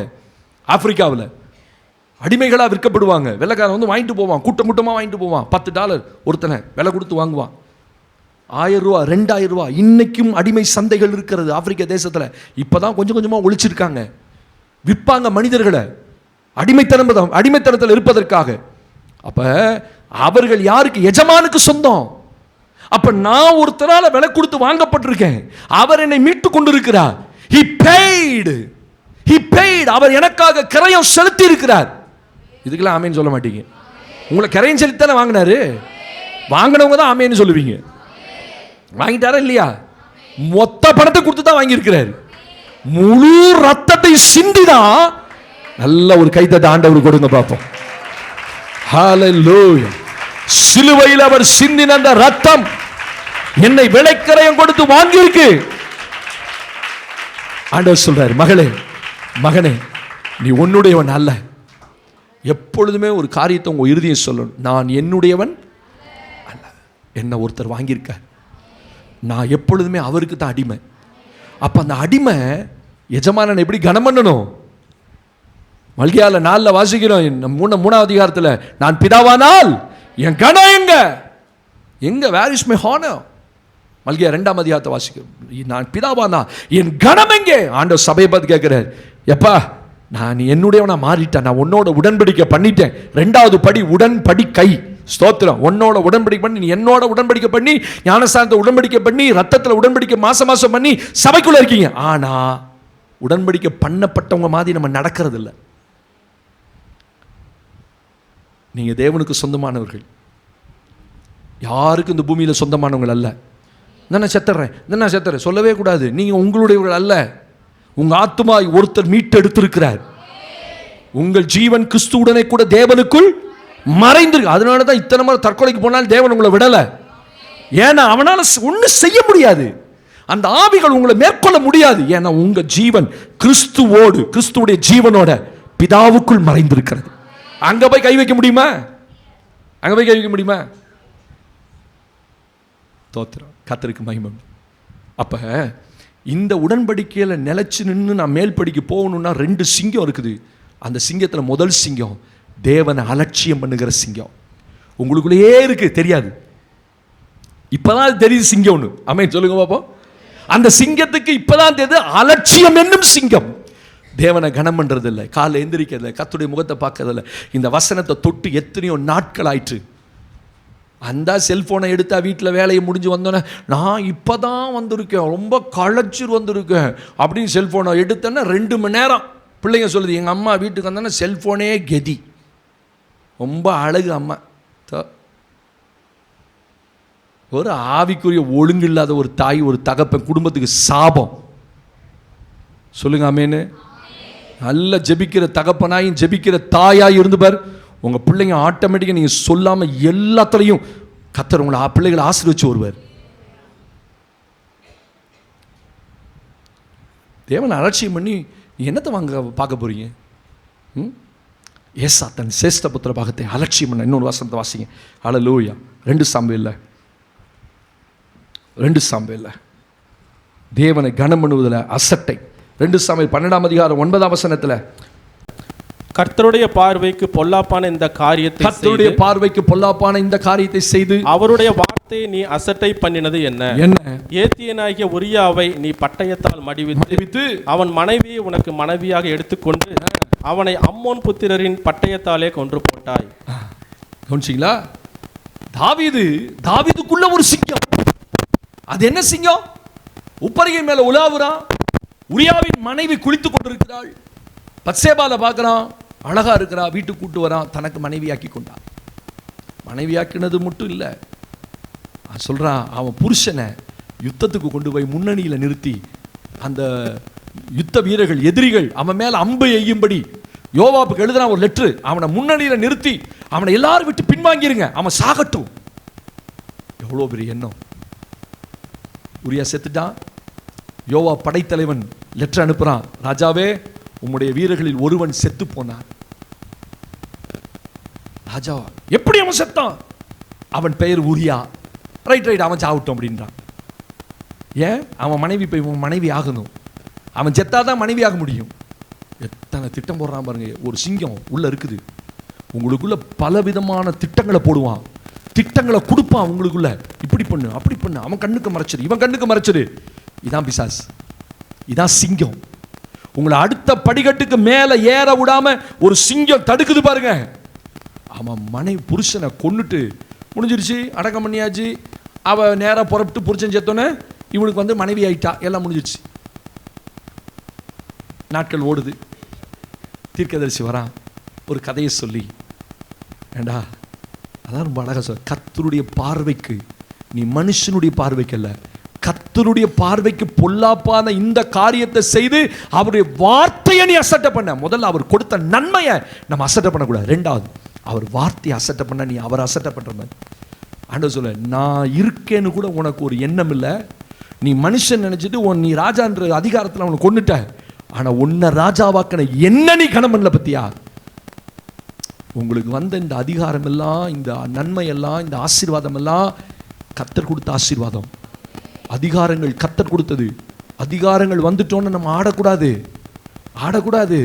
கர்த்தருக்கு ஸ்தோத்திரம். ஒரு மனுஷனையே கொன்னுட்டு அவன் தைரியமா, யாருக்குமே தெரியாது, யோவாபுக்கு அவனுக்கு மட்டும் தான் தெரியும் இந்த செய்தி.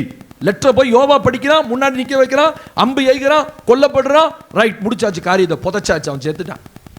ஆனா இப்ப கர்த்தர் கேட்கிறாரு, நீ அவன் கண்ணை மறைச்சிட்ட. கர்த்தருடைய பார்வைக்கு பொல்லாப்பான இந்த காரியத்தை செய்ய நீ வார்த்தை அசட்டை பண்ணதென்ன? நீ என்ன கேட்டுதான் நான் உனக்கு நிறைய தந்துட்டு போறேன். இன்னொருத்த மனைவி நீ எதுக்கு எடுத்த? அப்ப நீ என்ன கணம் பண்ணல? அப்ப நல்ல கவனிங்க. சில நேரத்தில் சில குறைவுகள், சில பாவங்கள் நம்ம தேவனுக்கு கண்களுக்கு மறைவா செய்யறோம் நம்ம நினைக்கிறோம். நீ யார் கண்ணுக்கு வேணாலும் மறைச்சிடலாம், அப்படி கண்ணுக்கு மறைக்க முடியாது. பயந்துருங்க, தேவனை கணம் பண்ணி வாழுங்க. என்னை பார்க்குற ஒரு தேவன் இருக்கிறார், அவருக்கு நான் பயந்து வாழ்ந்தா, அவரை கணம் பண்ணி வாழ்ந்தா போதும்.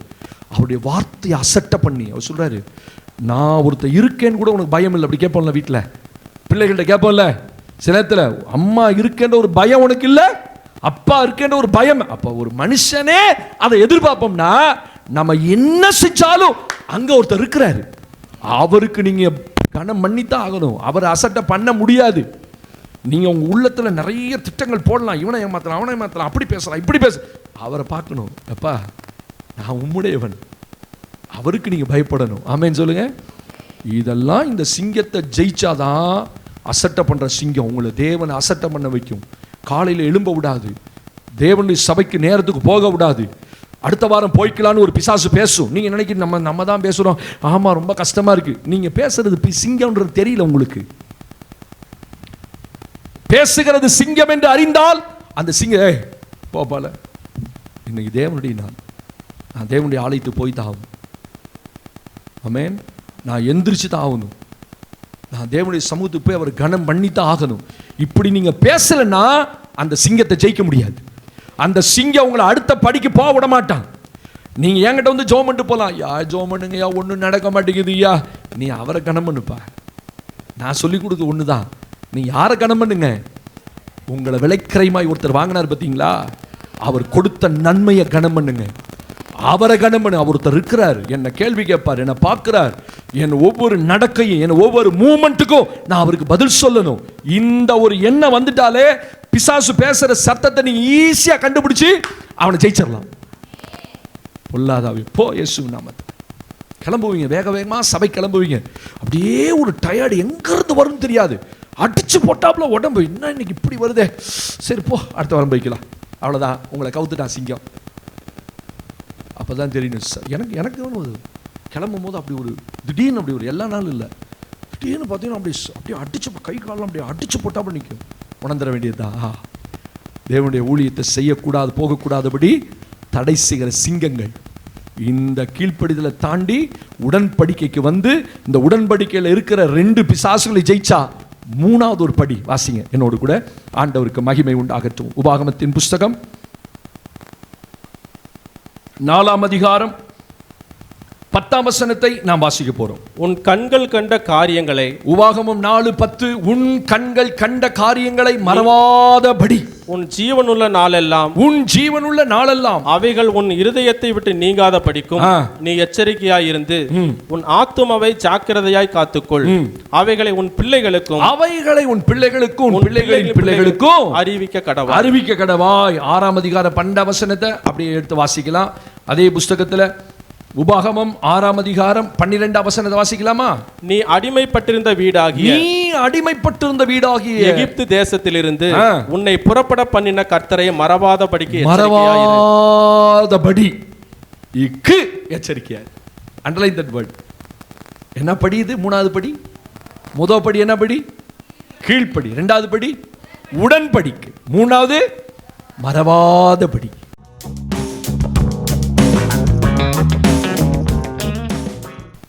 மேலே போகணுப்பா. எங்க போகணும்?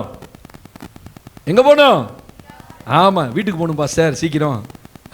அது அப்புறம் டைம் இருக்கு. ஆண்டவர் சொல்ல, நீ சிங்காசனத்தை பார்க்கிற.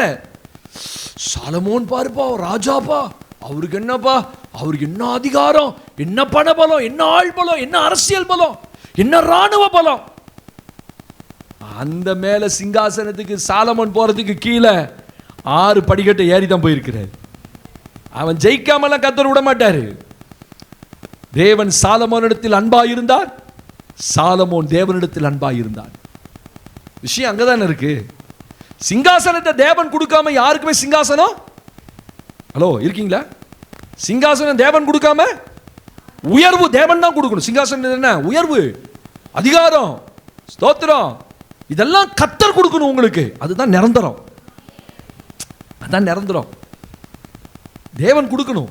அப்ப தேவன் சிங்காசனத்தை கொடுத்து சாலமோனை கொண்டு போய் மேல உட்கார வச்சான. இந்த சாலமோன் 12 சிங்கங்களை ஜெயிச்சிருக்கான். அப்ப போன 3வது படி என்ன படி? மறவாத படி. ஆண்டவர் சொல்ல, நீ மறந்துடாதப்பா. நீ மேல போகணும்னா ஒருத்தர் யாரும் என்ன செஞ்சிடாத. சொல்லுங்க, உங்க வாழ்க்கையில் 1000 பேர் வருவாங்க, 1000 பேர் போவாங்க. சின்ன பிள்ளையில இப்பதான் ட்ரெயின்லாம் போனா ஒன்றும் பக்கத்தில் இருக்கவங்க கூட பேச மாட்டேங்கிறான் இல்லை, அவன் ஒரு செல்ஃபோனை வச்சுட்டு உட்காந்துருக்கான். சார் எப்படி இருக்கீங்க? எப்படி இருந்தா என்ன? இன்னைக்கு அப்படி ஆயிடுச்சு உலகம். முந்திலாம் ட்ரெயினில் போகும்போது அந்த கேரேஜே நமக்கு சொந்தமாயிரும். அப்படி தானே? மாமா, அத்தை, அத்தைக்கு டாட்டா சொல்கிறா, மாமாவுக்கு டாட்டா சொல்ல, கூட பிறந்தவரா இல்லை. நிறைய பேர் அப்படி சொந்த பந்தங்களா ஆனாங்க. இங்கேருந்து போகிறதுக்குள்ள, ஒரு ஊருக்கு போகிறதுக்குள்ள யாருன்னே தெரியாது. அவங்க பிஸ்கட்டை கொடுக்க, இப்போல்லாம் பிஸ்கட் வாங்கி சாப்பிட பயமாக இருக்குது, கொன்னே போட்டுருவானுங்க. தோத்திரம். அது கழுத்தில் செயினா தொங்குறவனை பார்த்தா பிஸ்கட் கொடுக்குறான். ஏன்ட்ட கொடுப்பானா எவனாவது? இல்லை எங்கள் அம்மாட்ட பாசமாட கொடுப்பானா? ஏன்னா ஒன்றும் இல்லை, இவன் தின்னு பிடிச்சுமா மயங்கி கிடக்கணும், நம்ம எதுக்குடாண்டு வம்பிட்டு போயிடுவான். அவன் உங்கள் பக்கத்தில் இருந்து உட்காருவான், பார்ப்பான் கழுத்தில் 4 பவுனு, ரைட்டு தோத்திரம் 4 லட்ச ரூபா கடன் அடிச்சிடலாம் அப்படிம்பா. பிஸ்கட்டை கொடுத்தோன்னே நீங்களும் ஸ்தோத்திரம் உஜாரா இருக்கணும். அப்படிலாம் பழகி என்ன சொல்கிறேன், இப்போ அந்த உறவுகள் தொடருதா மறந்தாச்சா? எத்தனையோ ட்ரெயினில் ஏறணும், எத்தனையோ ட்ரெயினில் இறங்கணும், எத்தனையோ பஸ்ஸில் போனோம், எத்தனையோ பஸ்ஸில் இறங்கணும், எத்தனையோ பேர் மாமா ஆனாங்க, எத்தனையோ பேர் அத்தை ஆனாங்க. ஆனால் அதெல்லாம் நிரந்தர உறவுகளா இல்லை. ஒவ்வொரு முறையும் ஆள் மாறுது. ஒரு வீட்டுக்கு பக்கத்தில் தாயா பிள்ளையா பழகிடுவீங்க. 10 வருஷம் வந்துருப்பீங்க, வீட்டை காலி பண்ண சொல்லியிருப்பான். கொஞ்ச நேரம் கட்டி பிடிச்சி அழுவீங்க, ஐயோ மாமா இப்படி தான் போக வேணும், அத்தை இப்படி தான் போக வேணும். அடுத்த தெருவுக்கு போனால் அடுத்த தெருவில் மாமா அத்தைலாம் வந்துடுவாங்க. அந்த முன்னாடி தெருவில் இருக்கிறவங்க மறக்கப்பட்டு போவார்கள். எப்பயாவது கல்யாணம் காட்சினா மட்டும்தான். இப்போ ஆண்டவர் சொல்றாரு, இது அப்படிப்பட்ட உறவு அல்ல. நீ அடுத்த மேலே சிங்காசனத்தை மட்டும்தான் பார்க்குற. ஆனால் இதில் நீ கடக்க வேண்டிய ஒரு படி, மறவாதபடி. நீ யாரை வேணா உன் வாழ்க்கையில் என்னை மறந்துடாத. கெஞ்சில உங்கள்கிட்ட ஆமென் சொல்லுங்க. அடுத்தடுத்து வெளிப்பாடு வருது பாருங்க. உங்ககிட்ட கெஞ்சல ஆண்டவர், அப்பா என்ன மறந்துடாதப்பா. பிள்ளைகிட்ட சொல்லுவான், டே நல்லா நீ கவனிச்சுக்குவியாடா, அம்மா இவ்வளோ கஷ்டப்பட்டு உன்னை எவ்வளோ தான் ஆண்ணுவான். கொண்டாடி வந்துடுவான் தாத்திரம். அப்படிதானே? பொம்பளை பிள்ளைய கூட நம்புங்க, ஆம்பளை பையனை நம்பிடாதீங்க, நான் சொல்லித்தரேன். இல்லையிலே சொல்லுங்க. ஆமாம், ஒருத்தர் சொன்னால் கரெக்டாக தான் சொல்லியிருக்கான். அந்த ஆள் 10 லட்ச ரூபா இருந்தால் பிள்ளைய அனுப்பிச்சிடலாமா? ஆனால் இவன் கூடயே இருப்பான், 10 கோடி ரூபா வேணும். வாழ்க்கை ஃபுல்லாக இவனுக்கு சோறு போட்டுக்கிட்டு இருக்கணும். இந்த ஆம்பளை பையன் நம்மளை விட்டு போக மாட்டான் பாருங்க. அவனுக்கு நீங்கள் வாழ்க்கை ஃபுல்லாக கொட்டிக்கிட்டு என்ன தான் செஞ்சேன், என்ன செஞ்சேன்னு கேட்பான். உன் அம்மா எவ்வளோ செஞ்சேன்டா, என்னத்தை செஞ்ச? ஆனால் பொம்பளை பிள்ளை 10 லட்சம் சொல்லணும்னா சந்தோஷப்படும், எங்கள் அப்பா செஞ்சார், எங்கள் அப்பா செஞ்சார். அல்லேலூயா. அதனால் பெற்றெடுக்கணும்னா பொம்பளை பிள்ளையா பெற்றெடுங்க. தோத்திரம். அல்லேலூயா. ஆசீர்வாதங்க. தோத்திரம். ஒன்று இந்த வலது காலம் இருக்குது, இன்னொன்று இடது காலம் இருக்குது. இவன் கிரிக்கெட் பேட்டை தூக்கிட்டு போயிட்டான். எப்படி? எது வசதி? இப்போ காலமுக்கு ஆள் இல்லை, 2 ஆம்பளை பிள்ளையா பெற்றுட்டீங்க. ஒருத்தன் எப்போ வயிற்றில் குத்தலான்றான், ஒருத்தன் எப்போ தொண்டையில் குத்தலான்றான். அதான் தோணும். நீங்கள் ஆனால் சம்பாதிச்சு, உனக்கு தாண்டா கட்டின வீடு, முதல் மாடி உனக்கு தாண்டா, 2வது மாடி உனக்கு தாண்டா, 3வது மாடியில் வேணா நான் குடிசை போட்டு இருந்துக்கிறேன்டா. அங்கேருந்து ஒரே தள்ளிடுவான் மேல் மாடியிலேருந்து. தோத்திரம். இனி என்ன பண்ணுறது, எல்லாம் பெத்த போட்டாச்சு, இனி என்ன பெற்றெடுக்க முடியும்? தோத்திரம். அப்போ இந்த மேல் படிக்கட்டு போகிற பார்த்தீங்களா, ஆண்டவர் சொல்றாரு, இந்த 3வது படிக்கட்டு நீ என்ன மறந்துடாத, நான் உன்னை மறக்க மாட்டேன். தேவன் உங்களை மறக்கவே மாட்டாரு. ஒரு நாள் அவர் மறக்கவே மாட்டார். மனுஷன் மறந்துடுவாங்க சீக்கிரமா. நீங்க செஞ்ச மறந்த நன்மையை மறந்துடுவான், நீங்க செஞ்ச எல்லா உபகாரங்களையும் மறந்துடுவான். ஆனா கர்த்தர் ஒரு நாள் என்ன செய்ய மாட்டாரு, நிறைய மயிரும் உள்ளவனாக வரைக்கும் உன்னை கைவிட மாட்டேன்னு சொல்றாரு. அப்பா நீ நல்ல முடி நரைச்சு போய் உன் பிள்ளைங்க உன்னை தள்ளிடும். இன்னைக்கு இருந்த அழகு அன்னைக்கு இருக்காது. உங்க பிள்ளைங்க பக்கத்தில் வரக்கூட பயப்படும். வியாதியை கண்டு உன் பிள்ளைகள் ஓடும். எங்க அம்மா அழகா இருந்தாங்க, இப்ப அழகா இல்லை. எத்தனையோ பிள்ளைகள் தன் பெற்றோரை படிக்கிற இடத்துலையும் வேலை பார்க்குற இடத்துலையும் இன்ட்ரோடியூஸ் பண்ண மாட்டேங்குது. ஆனா தேவன் நீ எந்த நிலைமையில் இருந்தாலும் உங்களை மறக்க மாட்டார். ஏன் தெரியுமா? உன் இளவயதின் அன்பை தான் தேவன் நினைப்பார். இன்னைக்கு இருக்கிற அன்பு இல்ல, அழகினால் வருகிற அன்பல்ல.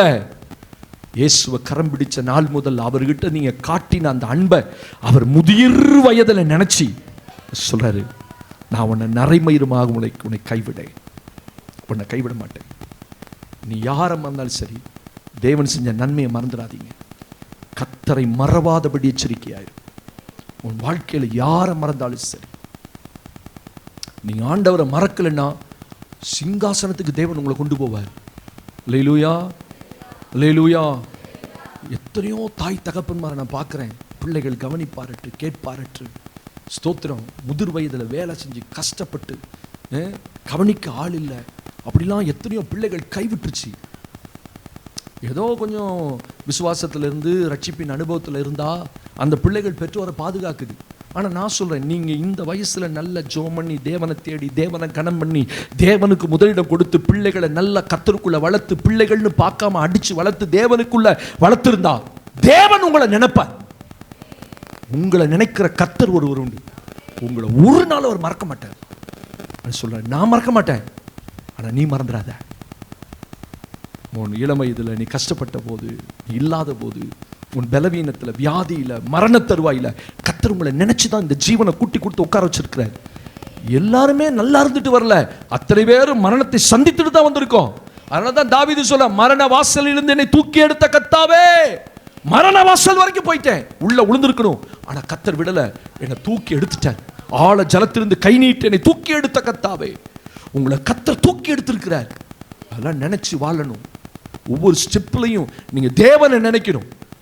இந்த வாழ்க்கை உம்முடையதுப்பா, இந்த ஜீவன் உம்முடையது, கேட்டு வாங்கியிருக்கேன், அடிக்கடி சொல்லணும் அவற்றை, இந்த லைஃப் உம்முடையது, இந்த கிருபைகள் உம்முடையது. அப்ப ஆனா அடுத்த படிக்கு போறதுக்கு இந்த மறக்கக்கூடிய வாழ்க்கையில, மறக்கக்கூடிய உலகத்துல மறக்க வைக்கிற 2 சிங்கங்கள் இருக்கு. மறக்காதன்னு சொல்லிட்டாரு, ஆனா மறந்து தானே வாழ்றோம். அதுக்கு அனுபவம் என்ன? 2 சிங்கங்கள் என்ன? வாசிங்க என்னோடு கூட. ஆண்டவருக்கு மகிமை உண்டாகட்டும். ஹல்லேலூயா. தேவனுக்கே மகிமை உண்டாவதாக. உபாகமத்தின் புஸ்தகத்திலே, ரைட், 2 சிங்கங்கள். சங்கீதத்தின் புஸ்தகத்திலே 14ஆம் சங்கீதம் 1ஆம் வசனம். தேவன் இல்லை என்று மதிகெட்டவன் தன் இருதயத்தில் சொல்லிக் கொள்கிறான். தேவன் இல்லை என்று மதிக்கெட்டவன் தன் இருதயத்தில் சொல்லிக் கொள்கிறான். அவர்கள் தங்களை கெடுத்து அருவருப்பான கிரியைகளை செய்து வருகிறார்கள். அடுத்த வசனம். தேவனை தேடுகிற உணர்வு உள்ளவன் உண்டோ என்று பார்க்க கர்த்தர் பரலோகத்திலிருந்து மனுபுத்திரரை கண்ணோக்கினார். இந்த மறக்கிறதுக்கு வைக்கிற சிங்கம் யாருன்னா, உங்களுக்கு உணர்வையே கொடுக்காத ஒரு பிசாசு இருப்பான். இந்த பிசாசு உள்ள இருந்துட்டு என்ன செய்யும்? ஒரு உணர்வையும் உங்களுக்கு கொடுக்க மாட்டான். தேவன் இருக்கிறார், தேவன் நம்மளை கண்காணிக்கிறார், தேவன் நம்ம மேல அன்பு கூர்ந்திருக்கிறார், தேவன் எப்பொழுது என் நினைவா இருக்கிறார், இப்படி ஒரு உணர்வை உங்களுக்குள்ள கொடுக்கவே மாட்டான் பிசாசு. எப்ப பார்த்தாலும் அவருக்கு விரோதமாக தான் பேச வைப்பான். நான் ஜெபம் பண்ணேன், நான் போனேன், நான் ஆராதிச்சேன், நான் கொடுத்தேன், நான் சர்ச்சுக்குள்ளே இருந்தேன், நான் ஃபாஸ்டிங் பண்ணேன், 40 நாள் ஜெபம் பண்ணேன், ஆனால் ஜெயபண்ண என்ன கேட்கவே இல்லை. அட கேட்டார்னு சொல்றதுக்கு உங்களுக்கு ஒரு உணர்வு அவன் கொடுக்கவே மாட்டான். தேவனை தேடுகிற உணர்வு உள்ளவன் உண்டோ? அந்த உண்டோன்ற வார்த்தை அர்த்தம் என்ன? இல்லை. ஏன் இல்லை? உள்ள ஒரு பிசாசு உங்களை வேடிக்கை பார்க்க வச்சுக்கிட்டே இருக்கும். அல்லேலூயா. கர்த்தருக்கு மகிமை. கவனிச்சிங்களா? உங்களுக்கு ஒரு உணர்வு இருக்கான்னு பாருங்க. மேலே போகணும், சிங்காசனத்தை பார்க்கிறோம், சாலமோனை போல நானும் சிங்காசனத்தை உட்காரணும். ஆனா சாலமோனுக்கு உணர்வு இருந்தது. என் தகப்பனாகிய தாவீதுக்கு வாக்கினால் சொன்னதை, அந்த உணர்வு வருது அவனுக்கு. நான் கட்டின ஆலயம் சொன்னானா பாரு, எங்க அப்பாவால் கட்ட முடியல, நான் எழும்பி கட்டிட்டேன் பாரு. அந்த அதிகாரம் முழுசும் 1 ராஜாக்கள் 1-8 வரைக்கும் வாசித்து பாருங்களேன். சாலமோன் ரொம்ப அழகா எழுதுறான். ஒவ்வொரு முறையும் சொல்றான், தேவனே நான் கட்டின இந்த ஆலயம் எம்மாத்திரம், வானாதி வானங்களுக்கு கொள்ளாதவரே நான் கட்டின ஆலயம் எம்மாத்திரம். அதான் உணர்வு. அந்த அவ்வளோ பெரிய வானமே பத்தல, நான் என்னப்பா பெருசா கட்டிட்டேன். அதான உணர்வு. இன்னும் பெருமை பாராட்டலையே. இந்த ஆலயம் கட்டுறதுக்கு காரணம் தெரியுமா? நான் இல்ல ஆண்டவரே, என் தகப்பனாகிய தாவீதுக்கு சொன்ன வாக்கி கர்த்தர் கரத்தினால் நிறைவேற்றினி. நான் சொல்றேன், உங்களுக்கு இன்னைக்கு வந்திருக்கிற ஆசீர்வாதங்கள் எல்லாம் உங்கள் முற்பிதாக்கள் பண்ணின ஜெபங்கள், ஊழியங்கள். நான் சொல்ல, இந்த சபை சும்மா வரல, யாரோ ஒருத்தர் கண்ணீர் விட்டு ஜெபம் பண்ணியிருக்காங்க. ஈரோட்டை சந்திங்கப்பா, ஈரோட்டை சந்தி. நான் பெருமை பாராட்ட முடியாது, இந்த ஆத்துமாக்களை நான் சம்பாரிச்சுன்னு சொல்ல முடியாது. தேவன் தந்தார், அவ்வளவுதான். ஆனால் யாரோ ஒரு மனுஷன் கண்ணீர் விட்டுருக்கிறார், ஏதோ ஒரு பரிசுத்தவான் தன் ஜெபத்தில் அழுதுருக்கிறார். அதனால தான் இன்றைக்கி கர்த்தர் சபையாக கூட்டி உட்கார வச்சு இங்கே நான் நிற்க வச்சிருக்கிறேன். நான் இங்கே வந்து நிற்கும் போது நான் சம்பாரிச்ச சபையை பாருன்னு சொல்கிறதுக்கு ஒன்றுமே இல்லை. ஏன்னா யாரோ ஒரு முற்பிதாக்கள் கண்ணீர் விட்டுருக்குறாங்க இந்த பட்டணத்துக்காக. அதான் தான் சொல்கிறேன், என் தகப்பனாகிய தாவீதுக்கு நீங்கள் சொன்னீங்க, வாக்கினால் சொன்னதை கரத்தினால் நிறைவேற்றி. உணர்வு தான். ஒரு தேவ பிள்ளைக்கு இந்த உணர்வு வரணும். நான் இன்னைக்கு ஆசீர்வாதமாக இருக்கேன், நான் இன்னைக்கு சமாதானமாக இருக்கேன் அப்படின்னா உங்களுடைய ஜெபத்தினால் மட்டுமல்ல, கர்த்தாவே நீர் கொடுக்கலன்னா இந்த காரியம் எப்படி நடக்கும்? அந்த உணர்வு வேணும். ஒரு நன்மை நடந்தால் ஆண்டவருக்கு உடனே தேங்க் பண்ணுங்க. அதான் உணர்வு. தேவனை தேடுகிற உணர்வு இல்லையே. சிங்கம் அப்படிதான் பண்ணு. உள்ள இருந்து உங்களுக்கு எந்த உணர்வு வராது. ஞாயிற்றுக்கிழமை இல்லை, திங்கக்கிழமை இல்லை, செவ்வாய்க்கிழமை இல்லை, உங்களுக்கு மற்ற நாளில் கரெக்டாக செய்வீங்க. தோத்திரம். முடியலனாலும் டிவியை போட்டுக்கிட்டு அவன் அடிக்கிற கிரிக்கெட்டை பார்த்துட்டு இருப்பீங்க. ஆனால் சர்ச்சுக்கு வர மாட்டீங்க. ஐயோ கத்தாவே, அது எப்படின்னு தான் நான் கேட்குறேன். சொல்லுங்கள், அது எப்படி? முடியலன்னா இழுத்து போத்தி என்ன செய்யணும்? மதியானம் 2 மணிக்கு இந்த படம் போடுவான், அப்போ மட்டும் போத்திட்டு உட்காந்து என்னதான் குளிர்னு நடிக்கிட்டே பார்க்குறது. ஏப்பா, அது எப்படி நான் கேட்குறேன். அந்த உணர்வு என்னன்னு கேட்குறேன். சோத்திரம். படுத்தா படுத்துடணும், எந்திரிக்கூடாது. முடியலையா படுத்துக்கங்க, யாரும் கேட்க போகிறதில்ல. சர்ச்சு டைம் முடிஞ்சோன்னா உடம்பு மாறுது, எண்ணம் மாறுது, நினைவுகள் மாறுது. அதைத்தான் வேணாங்கிறேன். அந்த உணர்வு வரணும் தேவனுடைய பிள்ளைகளுக்கு. 1000 உடம்பு சரியில்லைனாலும் வயசு எக்ஸம்ஷன் ஒரு காரணம் இருக்குது. ஒரு 70க்கு மேலே முடியல, ஓகே, நாங்கள் அதை அக்செப்ட் பண்ணிக்கிறோம். ஒரு தேவனுடைய பிள்ளைக்கு சும்மா வரல, உடம்பு சரியில்லை, தும்முன மாதிரி இருந்துச்சு, ரொம்ப டயர்டாக இருந்துச்சு, அடுத்த வாரம் வரேன். ஆண்டவர் பார்க்குறார், வச்சு செய்வார். படுக்க வச்சு தான் செய்வார். வச்சு செய்வார் என்ன அர்த்தம்? உன்னை படுக்கையில் படுக்க வச்சு தான் உணர்த்துவார். ஆமேன். நல்ல உடம்புல சரீரத்தில் பலன் இருக்கும்போது ஆண்டவருக்காக காரியங்கள் ஏதாவது செய்யணும், தேவனை தேடணும், சரியாக ஆராதனைக்கு நிற்கணும். ஸ்தோத்திரம். அந்த உணர்வு வரணும். ஞாயிற்றுக்கிழமையான அலாரம் அடிக்கணும் உள்ள. நாங்கள் நைட்டு இங்கே உட்காந்து ஜெபம் பண்ணுறோம். ஆண்டவரை எங்கள் ஜனங்களுக்கு உணர்வு போயிடக்கூடாது. ஸ்தோத்திரம். எல்லா நாளை போலவும் காலையில் முடிச்சு பார்ப்போம். இன்றைக்கி அப்படியே தடுமாறும். இன்றைக்கி என்ன நாள் மைண்ட்லேயே வராது. இன்றைக்கி ஞாயிற்றுக்கிழமைன்னு. ஆனால் சனிக்கிழமை மட்டும் ஞாபகம் வரும். இன்றைக்கி சம்பள நாள். அது எப்படி வருது? அது எப்படிப்பட்ட பிசாசாக இருக்கும் பார்த்தீங்களா? இன்றைக்கி என்ன நாள்? சனிக்கிழமை. சனிக்கிழமை சம்பளம். அது மட்டும் எந்திரிச்சோட ஞாபகம் வரும். ஆனால் ஞாயிற்றுக்கிழமை நீ என்ன லேட்டாக எந்திரிச்சிட்டேன், இன்றைக்கி என்ன நாள், மணி என்ன? எப்பா, இந்த உணர்வு இல்லாமல் போயிடக்கூடாது. இதுக்காக தான் உட்காந்து ஜெபம் பண்ண, ஆண்டவரே எங்கள் ஜனங்களுக்கு உணர்வு போயிடக்கூடாது. இன்றைக்கி இரவே அவங்களுக்கு உணர்வு வரணும். நாளை காலையில் கர்த்தருடைய ஆராதனை இருக்குது. எங்கள் ஜனங்களுக்கு வேறு எந்த எண்ணமும் வரக்கூடாது, எந்த ஞாபகம் வரக்கூடாது. ஆண்டவரே அவங்க மைண்டெல்லாம் மழுங்கடிச்சிருங்க. அவங்க கண்ணை திறக்கும் போது என் முகம் மட்டும்தான் ஞாபகம் வரணும். அப்படி தான் ஜெபம் பண்ணணும்.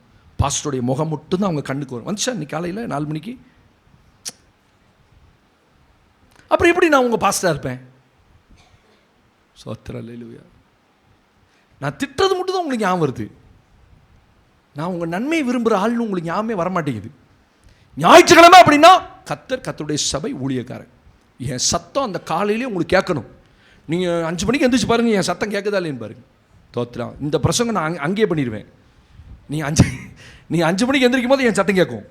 சிங்காசனம் 6 படிகள் 12 சிங்கங்கள் இன்னைக்கு காலையில் கேட்டிருக்கணும். சில அப்படிலாம் முன்னாடியே சொல்லுவாங்க, பாஸ்டர் நான் காலையில் ஜெபம் பண்ணும் போதே இந்த செய்தியை கர்த்தர் எனக்கு கொடுத்தார். அப்படிலாம் மங்கி போச்சு இப்போ சபைக்குள்ளே. அப்படிலாம் யாரும் சொல்கிறதே இல்லை. அந்த உணர்வுக்காக சொன்னேன். ஒரு சிங்கம் உள்ளே இருந்துக்கிட்டு என்னத்தை கொடுக்காது?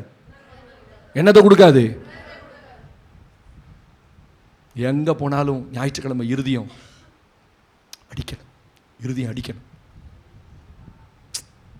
அந்த ஒரு உத்தம ஒரு சந்ததியை தான் தேவன் எதிர்பார்க்கிறார். நீங்கள் ஏதோ ஒரு காரணத்துக்காக ஊருக்கு போகிறீங்க, அங்கே போனாலும் தேவனுடைய ஆலயத்துக்கு போயிடணும். அதை தவிர அது அப்படி இல்லைன்னா அது கிறிஸ்தவ வாழ்க்கையே இல்லை, விசுவாச வாழ்க்கையே இல்லை. ஆமென். 2வது ஒரு சிங்கம், அதை மட்டும் நான் வாசித்து முடிக்கிறேன். கர்த்தருக்கு சித்தமானா ஸ்தோத்திரம். அடுத்த வாரம் இதை நான் தொடர்ந்து கொடுக்குறேன். எரேமியா 2ஆம் அதிகாரம் 32ஆம் வசனம். எரேமியாவின் புஸ்தகம் 2ஆம் அதிகாரம் 32ஆம் வசனம். ஒரு சிங்கம் பாருங்க. ஒரு பெண் தன் ஆபரணத்தையும் ஒரு மணவாட்டி தன் ஆடையையும் மறப்பாளோ? ஒரு மணவாட்டி தன் ஆடைகளையும் மறப்பாளோ? என் ஜனங்களோ, குறிச்சு என் ஜனங்களோ எண்ணி முடியாத நாட்களாய் என்னை மறந்து விட்டார்கள். என்ன மறந்துட்டாங்கப்பா. மறக்க வச்சது உணர்வற்ற ஒரு இருதயம், உணர்வை கொடுக்காத ஒரு பிசாசு. தேவனுடைய காரியங்களை பற்றி ஒரு உணர்வே கொடுக்க மாட்டான்.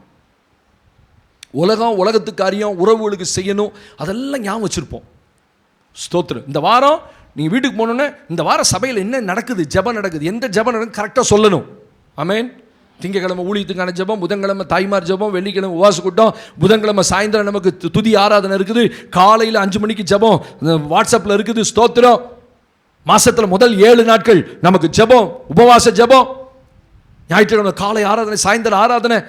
கிராம கூட்டங்கள், வீட்டு கூட்டங்கள், இதெல்லாம் ஞாபகத்துக்கு கரெக்டாக சொல்லணும். இந்த வார சபையில் பாஸ் எங்கே இருப்பார், சாயந்தரமான எந்த கிராமத்தில் இருப்பார், எந்த வீட்டில் ஜெபம் பண்ணிட்டு இருப்பார், தோத்திரம். அப்படி விசுவாசிக்கு தெரியணும். அதுதான் நீங்கள் தேவனை பற்றி உணர்வோடு இருக்கீங்கன்னு அர்த்தம். இதோட நீங்கள் மறந்துட்டீங்க, சர்ச்சை மூடியாச்சுப்பா, ஞாயிற்றுக்கிழமை வந்து அட்டன் பண்ணிட்டு போயிட்டோம், திருப்பி அடுத்த வாரம் தான் என்ன நடந்தாலும் சரி, சபையில் ஒரு காரியம் போட்டோம், வாட்ஸ்அப்பில் போட்டோம்னா ஒரு கை கொடுங்க. பார்க்குறீங்கல்ல, யார் யார் பார்த்தீங்கன்றதை நான் பார்க்குறேன், அங்கே இன்ஃபோவில் போய் நான் பார்க்குறேன். எல்லாம் பார்த்துட்டு சைலண்ட்டாக இருக்கீங்க. ஒரு கை கொடுங்க, ஒரு சிரிங்க, ஒரு ஜோம் பண்ணுறோன்னு போடுங்க. ஹலோ, இருக்கீங்களா? இந்த பிசாசு தேவனை மறக்க வச்சிருவான். முதல்ல உணர்வே இருக்காது, ரெண்டாவது மறக்கவே பண்ணிடுவான். எண்ணிறந்த நாட்களாய், எண்ணி முடியாத நாட்களாய் நீங்கள் ஆண்டவர் நினச்சி எவ்வளோ நாள் ஆச்சு உங்கள் ஜீவியத்தில்? ஏதோ சர்ச்சுக்கு வரோம், சர்ச்சிலேருந்து போகிறோம், அவ்வளோதான். சொல்கிறாரு, ஒரு பெண் தன் ஆபரணத்தையும், அதை மட்டும் ஒரு பெண் மறக்கவே மாட்டா.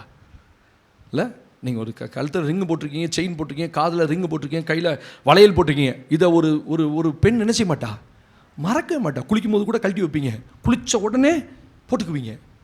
என்ன அழகாக சொல்ல, மணவாட்டி தன் ஆடைகளை, ஸ்தோத்திரம். மணவாட்டியாக இருக்கிறவன் மணவாட்டி மேடைக்கு போகும்போது தான் மணவாட்டிக்குரிய ட்ரெஸ் போடாமல் போயிடுவாளா?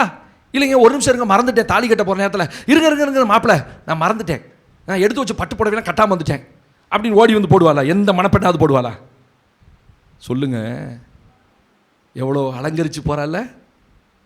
ஆனால் என் ஜனங்களோ எண்ணி முடியாத நாட்களாய், ஒரு நாள் இல்லை, 2 நாள் இல்லை, 3 நாள் இல்லை, எத்தனையோ நாட்கள் இங்கே உட்கார்ந்துருக்கிற கர்த்தருடைய பிள்ளைகள் ஆண்டவர் முகத்தை பார்க்காம உட்காந்துருக்கீங்க. தேடவே இல்லை. ஒரு ஆவிக்குரிய ஜீவியத்தில் ஒரு ஒழுங்கு இருக்குங்க. மாதத்தில் ஒரு நாள் உபவாசம் பண்ணணும். ஹலோ, கவனிக்கிறீங்களா? ஒரு நைட்டு ஜெபம் பண்ணணும்.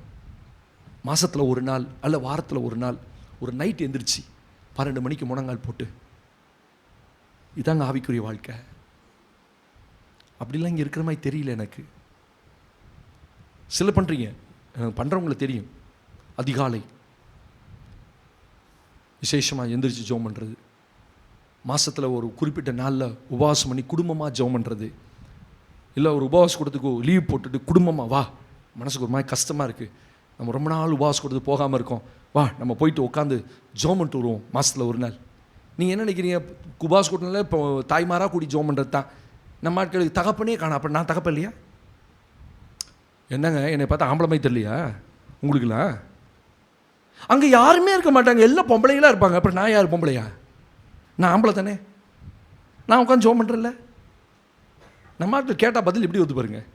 ஏன்ப்பா உபவாசம் கொடுத்து வரலன்னா? அங்கே எல்லோரும் பொம்பளைகளாக இருப்பாங்க, தாய்மாராக இருப்பாங்க. சோத்திரம், அடுத்த வாரம் நான் புடவை கட்டிட்டு வரேன், நானும் தாய்மாராக மாறிடுறேன். என்ன அநியாயம். ஆனால் வீட்டில் தான் படுத்துட்டு இருப்பான், அப்படியே ஒரு நேரம்லாம் வண்டியை சுற்றிக்கிட்டே இருப்பான். ஓடாத. நேரம் இருக்கும்போது தேவன் அந்த உணர்வை கொடுக்கும்போது சில நேரத்தில் அந்த உணர்வு வரும். இன்றைக்கி ஃபாஸ்டிங் போயிடலாம், அவனை ஜெபம் பண்ணிட்டோம் சொல்லாதீங்க, தேவனை மறந்துடாதீங்க. அது சொல்கிறாரு, எண்ணி முடியாத நாட்களாய் என் ஜனங்கள், சொல்கிற என் ஜனங்கள் என்னை மறந்து விட்டார்.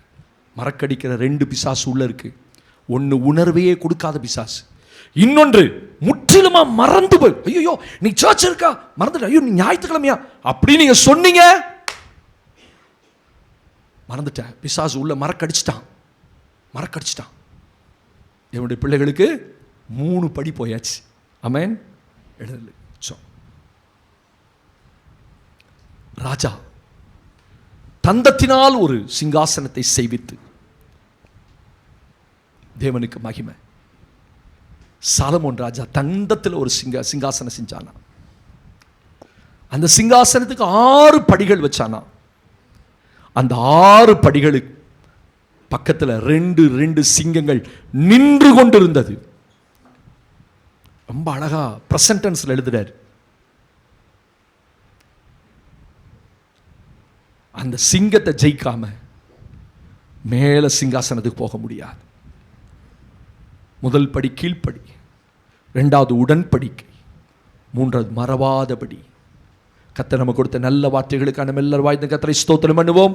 ஸ்தோத்திரம் ஸ்தோத்திரம் ஸ்தோத்திரம் ஸ்தோத்திரம் ஸ்தோத்திரம் ஸ்தோத்திரம் ஸ்தோத்திரம் ஸ்தோத்திரம் ஸ்தோத்திரம் ஸ்தோத்திரம்.